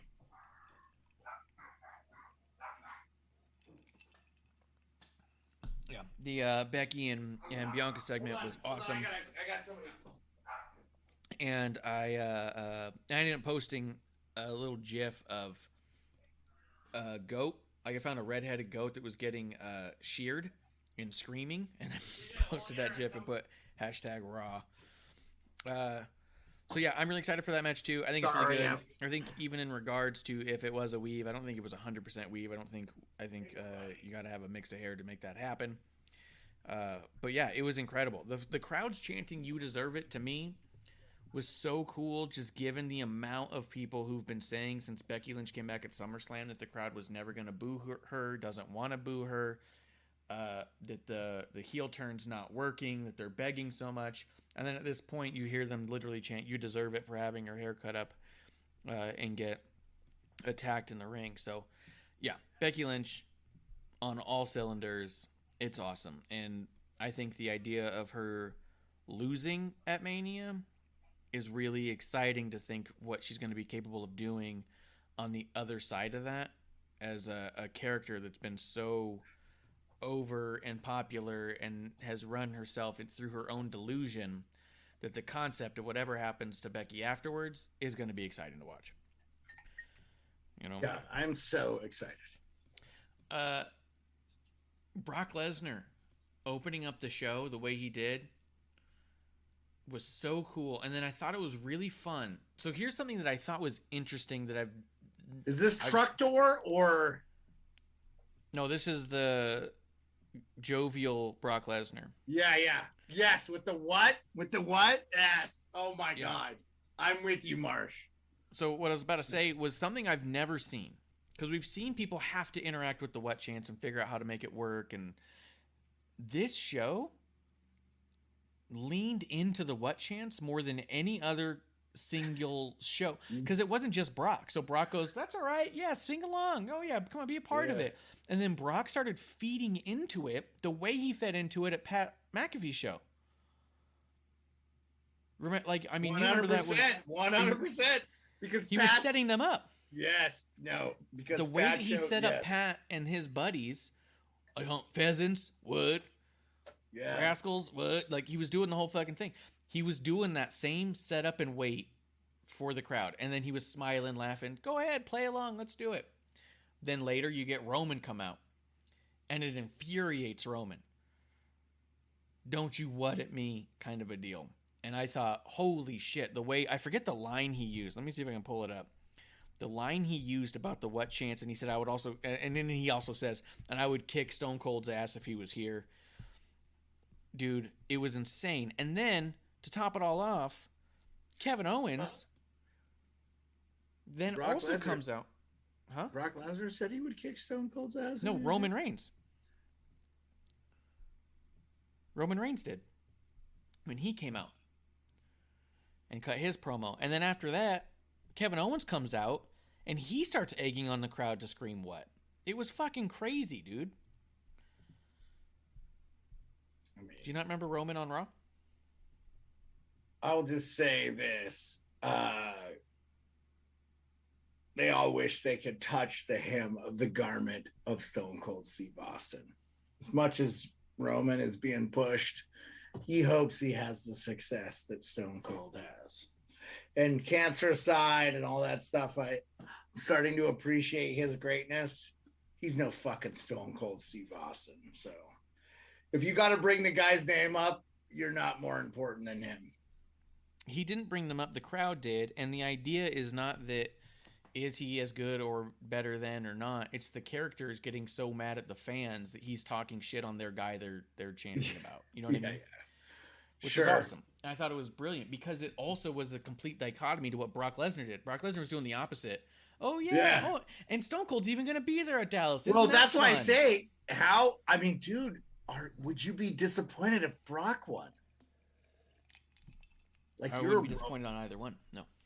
Yeah, I mean, like, Brock is a believable victor over Roman. I know Roman has beaten Brock before, and that's happened. I didn't know this until Evil. The fans weren't happy that Roman beat Brock then. What do you think they're going to do now if they fuck? I'm not saying that they're still forcing Roman on us. I'm not saying that. I think the Paul Heyman thing, and I get it, but you can only be the heel for so long, right? Like, I wonder if we've gotten to the limit of Roman being like, like already isn't he the longest tenured Universal title, which to me means fucking nothing because like the Universal title is not that old or whatever. But I just wonder, and I get it, but if you have to invoke the greats to sell your own greatness, I always wonder. I'm not But trying they didn't to be... do that. I'm wondering if you're hearing what I'm saying. No, I know the fans brought it up because of but Ref Marsh, like the wrestlers know if you speak in a certain like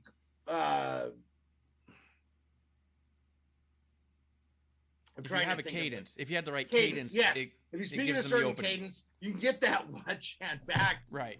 So they know what will generate that what chant. This is not new, right? So I don't know. I'm leery of being critical of Roman in that. I just like, I don't know. So I think what the Stone Cold thing was, let me try and rephrase this. The way that Brock Lesnar heard the what chant and started laughing and be jovial and started playing with the crowd and then said, and Stone Cold's going to be there. Isn't that fun? Yeah. Then the juxtaposition of Roman getting a what chant and then getting furious at the crowd and saying he's not here and I'd kick his ass anyways is just showing the different levels of these two dudes, and it makes you want Brock to win, right? Because now, hey, Brock was playing with us before, and now Rowan's being a dick to us now. Fuck this guy. Right. I agree with that. I agree with that. Now, what do you get from the payout, though? Is WrestleMania giving it to the fans what they want to see, or not? Well, that's what I mean. Is I agree with you from before, where I think that WWE, for better or worse, is always got the long game in mind. Yeah. And they could be going against what the fans may want now because of what the fans are going to want later. Right. You know what I mean? But not so. But who knows? Yeah, and not to be critical of that, but I know Stone Cold's a big part of this WrestleMania because it's in Texas, and he's being a part of it, and Kevin Owens has brilliantly brought him into that thing. But I don't know what that has to do with Roman and Brock. I do understand the psychology of like Brock being awesomely playful and Roman being kind of like a douchebag and shit. I just don't know if that correlates to like, I don't know where they're going with that. You know what I'm saying? Like, it's cool, but I don't know. It has nothing to do with Stone Cold other than everyone knows Stone Cold can't be there to cut his own promos. This has been a one-sided storytelling device on Kevin Owens' part. You think he's there Friday? I think it'd be crazy if he wasn't, but maybe he won't. We should do a live watch through for SmackDown. And watch SmackDown just be like a recap episode, and we're just like, what are we doing? Well, we can't do a live watch through. We can't do a live watch through because it doesn't come on until 7 p.m. my time. That's true. So we cannot do a live. Yeah, because I don't know how to stream it otherwise, unless I did it illegally. Because you're an hour ahead. What I'm saying is the idea of Brock and Roman bringing up Stone Cold is, for one, just to create more animosity between that the fans have to pick a side, and for two, to also make sure that the fans all realize Stone Cold's going to be there because Stone Cold's not able to promote this himself on these shows. Yeah, that makes sense. Yeah, that's very cool. I got you. I almost feel like, though, that's sort of a cheap way to say that Stone Cold, because Stone Cold can cut promos. He has a studio at his house, and so he could do promos. I think that his silence probably makes the payoff better with him. But whatever the reason is, he's not doing it. No, I know. He's probably whether he's he probably doesn't getting have a shitload of money too, right? Right. Oh yeah, he's getting a shitload of money too. And the idea that Kevin Owens is carrying this entire rivalry one-sided. He is. You are incredible. Right.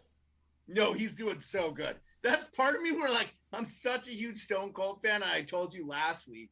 I was a little bummed out, but also I was like, kind of brilliant from fucking Kevin Owens to do the breaking glass thing and then trick the crowd like 2 other times. So I'll be the first to say fuck Canadians. But Kevin Owens is awesome. And I love Edge too. His work is awesome.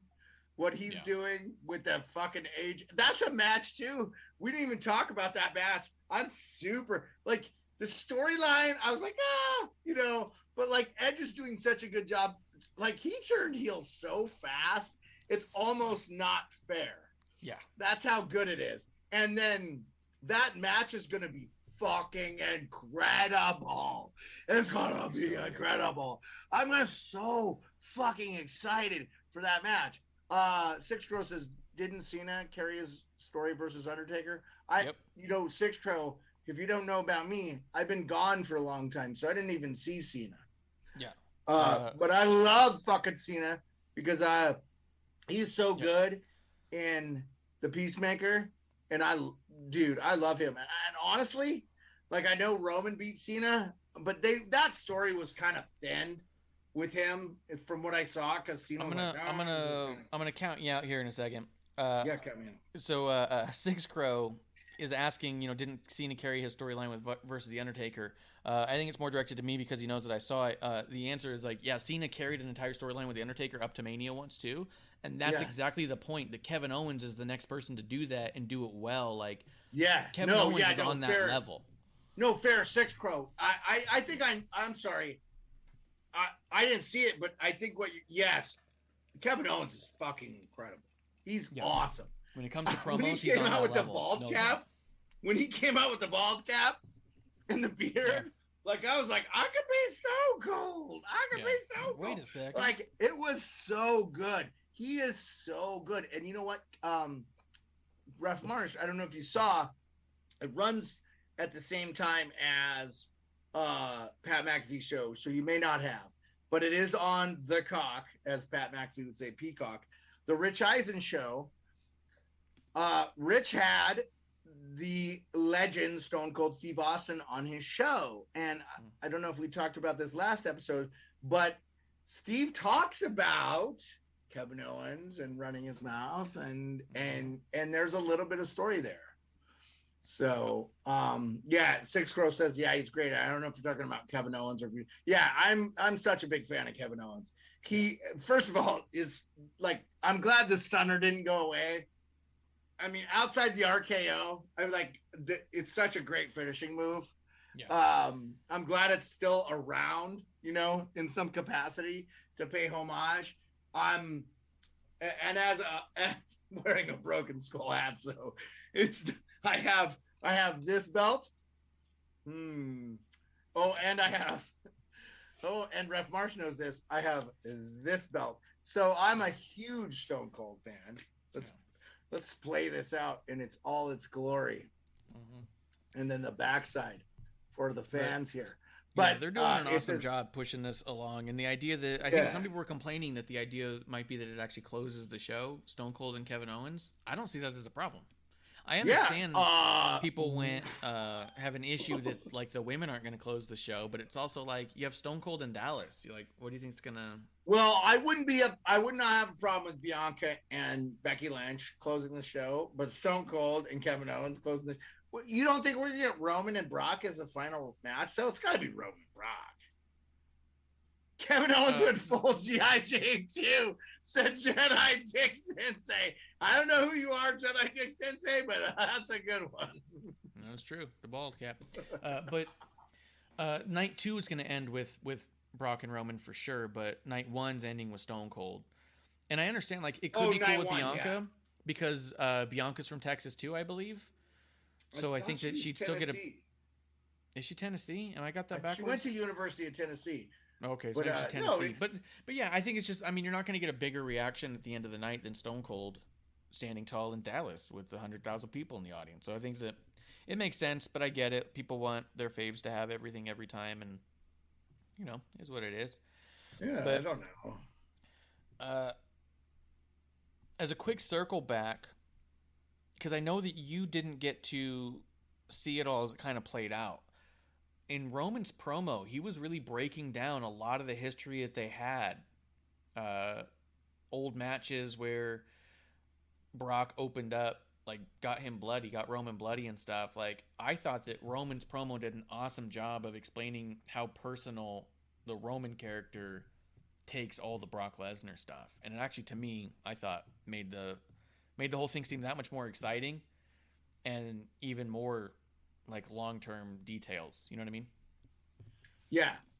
I liked him pointing it out and not shying away from some of it. Bianca is, by the way, from Knoxville, Tennessee. That's where she's from originally. And she went to University of Tennessee. But anyway, I digress. Yeah, I mean, who doesn't want to see this match? Yeah. Yeah. I'm hugely rooting for Brock. And guys, again, for the podcast, I fucking hated Brock as an MMA fighter. I fucking chanted my ass off when Alistair Overeem liver kicked his ass into what I thought was going to be his retirement. Because I didn't think he was an MMA fighter. I thought he was a steroided out fucking WWE guy. But you know what? He's a great human being. Yeah. Not good, but great. And I have learned to love this guy.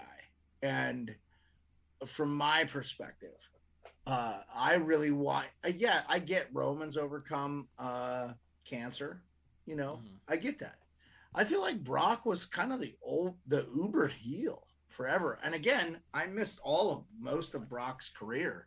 Yeah. But from what I've seen and research and back watching and videos, you know, uber heel. He's never come across good. He had Paul Heyman. Yeah. Roman, to get good, had to get Paul Heyman. And again, like, I understand Roman's family and like Joe, the guy he is as a person, like, I like him and I'm not rooting against him as a person. And I want him to succeed and be awesome and be that guy that I know he can be. But I want Brock to win this match. Yeah. I don't know if he's going to, but I hope he does. Because the Brock that we see with the ponytail and this is, you know, the fucking Canadian tuxedo, essentially, I'm just enjoying. And what I think I've seen from Brock is that his enjoyment is so much fun that I just don't know. Like, it feels like, You just don't want to stop. I don't want it to end. Yeah. I don't want it to end. It's like a movie that you're fucking so into the story.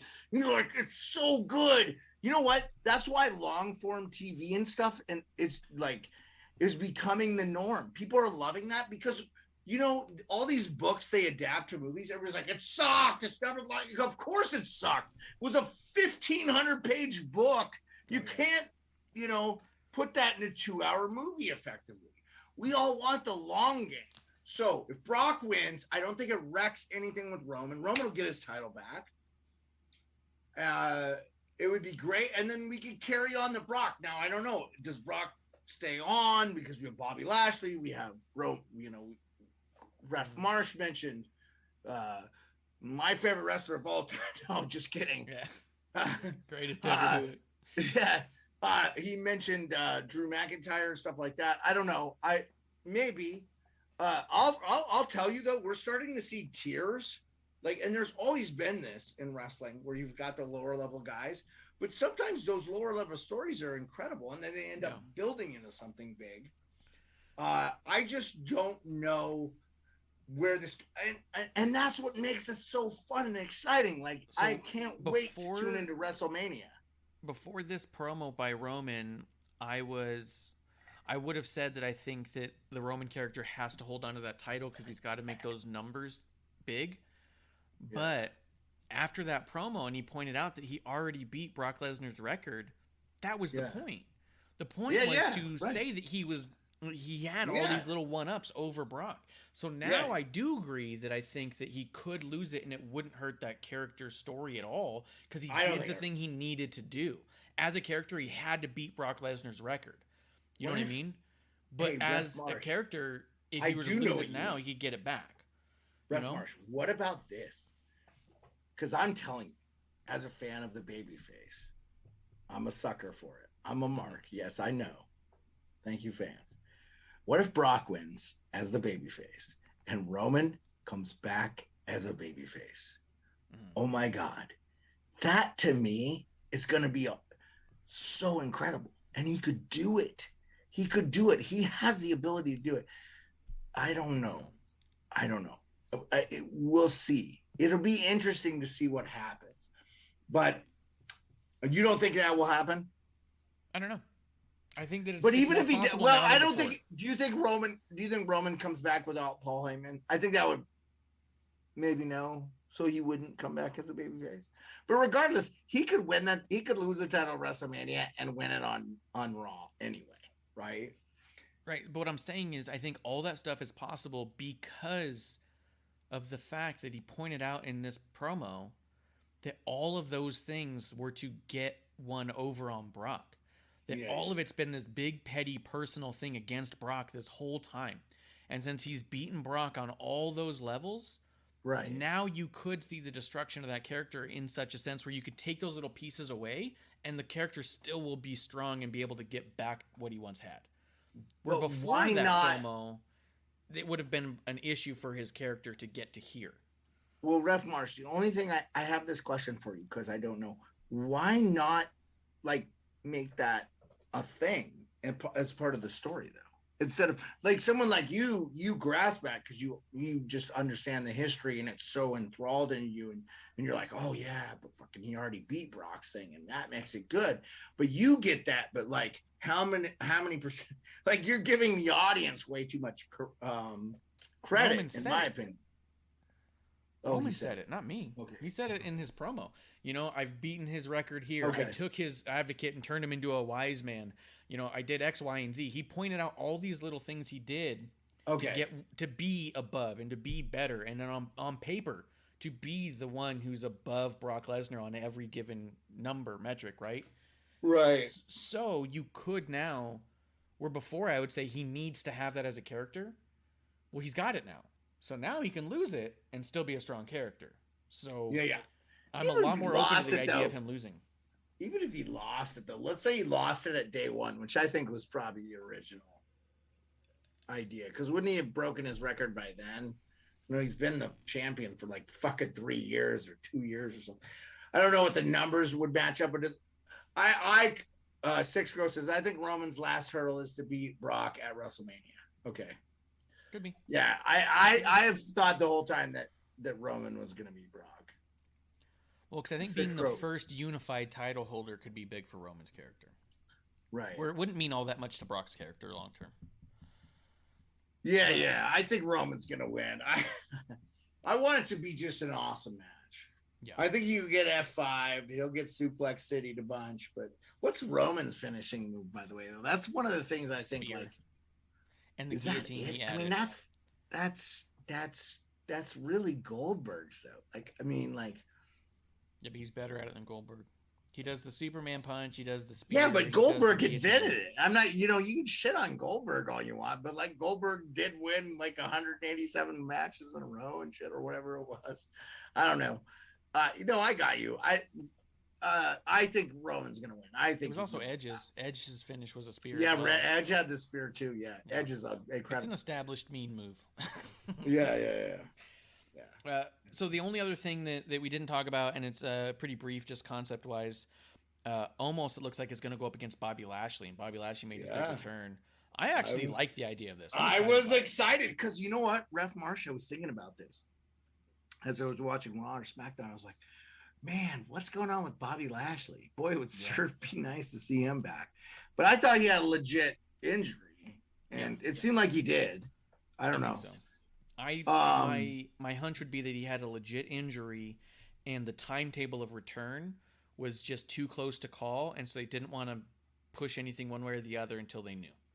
And No, I mean, that's why I was really surprised to hear you talk about Drew McIntyre being up against Roman, because I think Bobby's that guy. I think the big thing, the big problem I have with Bob is his promos suck still. He's not great at promos, but he's awesome in ring, and I fucking love the guy. He's such a good. By the way, if you didn't know, Wrestling on the Rocks fans, I spent 25 years in the military, and that was in the Army. Bobby Lashley was in the Army. I'm a fan of Bobby Lashley. I want to see him do well. He is a fellow fucking Black Knight. I want to see this guy do well. I just don't know if he can carry a promotion. And so that scares me a bit, but physically he looks the part, and in ring he's not bad at all. So he's great in ring. And he was, you know, so and he's good on PR. Like his interviews outside of the company are awesome. Yeah. It's when you tell him that that's what he has to say and get across, it seems to be a little weird. You know, when they were pushing Roman, when I watched the Evil thing, it showed him like Roman being a nice guy to these kids and stuff. And it, again, I don't know why people didn't think it seemed believable. Roman seems like he's actually a great guy. Yeah. But Bobby is a good guy. Like, yes. you know. Yeah, absolutely. Yeah. So I'm excited for it. I think it's awesome. I think they're doing a great job with Omos. I think Bobby Lashley's a beast. And this is one, too, where I think it's too close to call, to be honest. Is it Omos or Omos? Or Omos? Omos. You say almost. Almost. I thought it's it was Omos, right? I thought it was probably. Omos. Whatever. Omos. It doesn't matter. It's cool. Whatever. It doesn't matter. But I'm a fan of him, too. I heard Undertaker say some really cool things about him. Oh, by the way, are we going to see Undertaker at WrestleMania? Because I think it's going to be the Queen of England wave. I think is all you're going to get, because they do the Hall of Fame. It's going to be on right after SmackDown. Yeah, Friday. Yeah. At WrestleMania, they do a thing on one of the nights where they go on your Hall of Fame class for 2022, and they all come out and stand on the thing and wave. Yeah. Steiner Brothers. We didn't talk about that. They got in since the last time. Getting in. Yeah, that's awesome. It's gonna be really cool. That's very cool. I hope we see something there. I hope they talk about Braun Breaker or something. Just in a quick little nod. Like I hope that them being in the Hall of Fame helps Braun ultimately. Braun Breaker. Okay.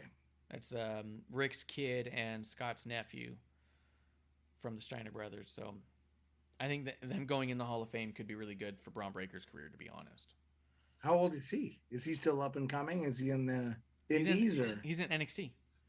Oh, cool. He was the NXT champion, Yeah. Again, fans. He's got a match this weekend against Dolph Ziggler, which is going to be good. But yeah. Okay. Braun, hey, guys. NXT, tune in tomorrow to Wrestling on the Rocks with Miss Amanda Jane and Crybaby Clump with Ref Marsh, because the Sports Beard doesn't have time to watch NXT. Exactly. But I don't hate NXT. I know that there's going to be some cool shit coming out of NXT. I'm super excited. Yeah. And that's why I wanted to break down WrestleMania with you today, because tomorrow we're going to be talking almost nothing WrestleMania at all. And then we're going to have SmackDown right before we end up doing our watch along where we'll talk about it. So we'll be in there. Dude, no rush. But we can keep talking. I'm really excited. I was excited for the Super Bowl this year because it was the Rams and the Bengals, two teams that hadn't been in a while. And the last time I saw the Rams in the Super Bowl, they lost to the Patriots. And the last time I saw the Bengals in the Super Bowl, they lost to 49ers. And it was one of the greatest Super Bowls of all time. And I'll never forget Tim Crumry got his ankle broken. And they caught it on TV. And this is way before high def, by the way. And it was like flopping in the breeze. And he was a really good defensive tackle for the Bengals.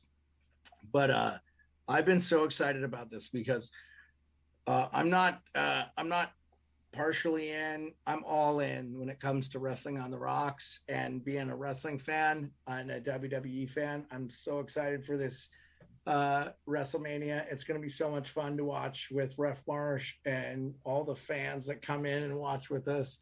I'm blown away by how great this community is, and I'm really excited. I learn something new every day.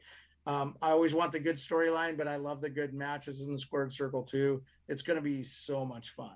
I'm so excited. Like I said, the Bianca thing with the fucking hair cutting was so awesome. And then the fans, like, you deserve it. I mean, like, if I'm Becky Lynch, I am just like, look at how good I am. Because that was all her. That's her. She got all that out of the crowd. It's so good. Yeah. It's one thing to get booed. It's another thing to get a you deserve it because you got your ass kicked. Like, dude, I mean, I'd be honest with you, Ref Marsh, that might be one of the most incredible moments I've witnessed on TV since I have been back to wrestling. I was so blown away by that. It was so good. I think we might be shortchanging that in some regard. Yeah. So I'm way stoked. absolutely. I'm super excited to have it. Yeah. We're going to be happy to have everybody come out. And if nobody even comes into the chat, I might just post the Zoom link publicly on Twitter and just say, click it if you want it. Yeah, that'd be great. I would love to have some people come in. Yeah. Just have some people come through. Other than that, though, tomorrow night we're going to be back for a brand new episode 1. Me, Miss Amanda Jane. I believe Crybaby Clump's making his triumphant return since his health issues. And how's he doing, man? Everything going doing good with so Crybaby much better. Clump? What's He's going doing on? What so- happened? I don't know. Tell the fans. He ended up with a pretty bad infection and was in the hospital for better part of a week, to be honest. And so I he's don't been know back. him, but give him my best. Like Yeah. I give him my best. That's so awful. Yeah, it was a pretty scary couple of moments there. He went in because he thought it was his appendix. He was just feeling that kind of sharp pain, and as I started doing tests and scans and stuff, it goes, no, it's this horrible infection, and it's actually much worse than an appendix thing. And they checked him in right away. Wow, because appendicitis can kill you. So what's worse than that? Like, can you die twice? Like, Right? Yeah, true. Well, I think with appendicitis, they can if they catch it, they can get in there. You're fine. With this one, it's gonna take a lot more treatment than just get in there and to get it out. But he's doing much better. He should be back tomorrow, unless something comes up, which we'll be up to date about it as it happens. Other than that, I'm looking forward to this weekend. You and me having a few drinks, celebrating the most stupendous WrestleMania of all time. Yeah, WrestleMania 38, baby. Let's go. Yeah. Hey, man. Awesome. Yeah. We will be back tomorrow night right here in the dive bar of the IWC for a brand new episode 1. Guys, that's the last call. Cheers, everybody. Thanks for joining Wrestling on the Rocks. Hey, producer Lou here. Thanks for tuning in. Continue to support us or buy us a drink by subscribe on Twitch. Or subscribe and review our podcast on Apple Podcasts or wherever you listen to us. Cheers!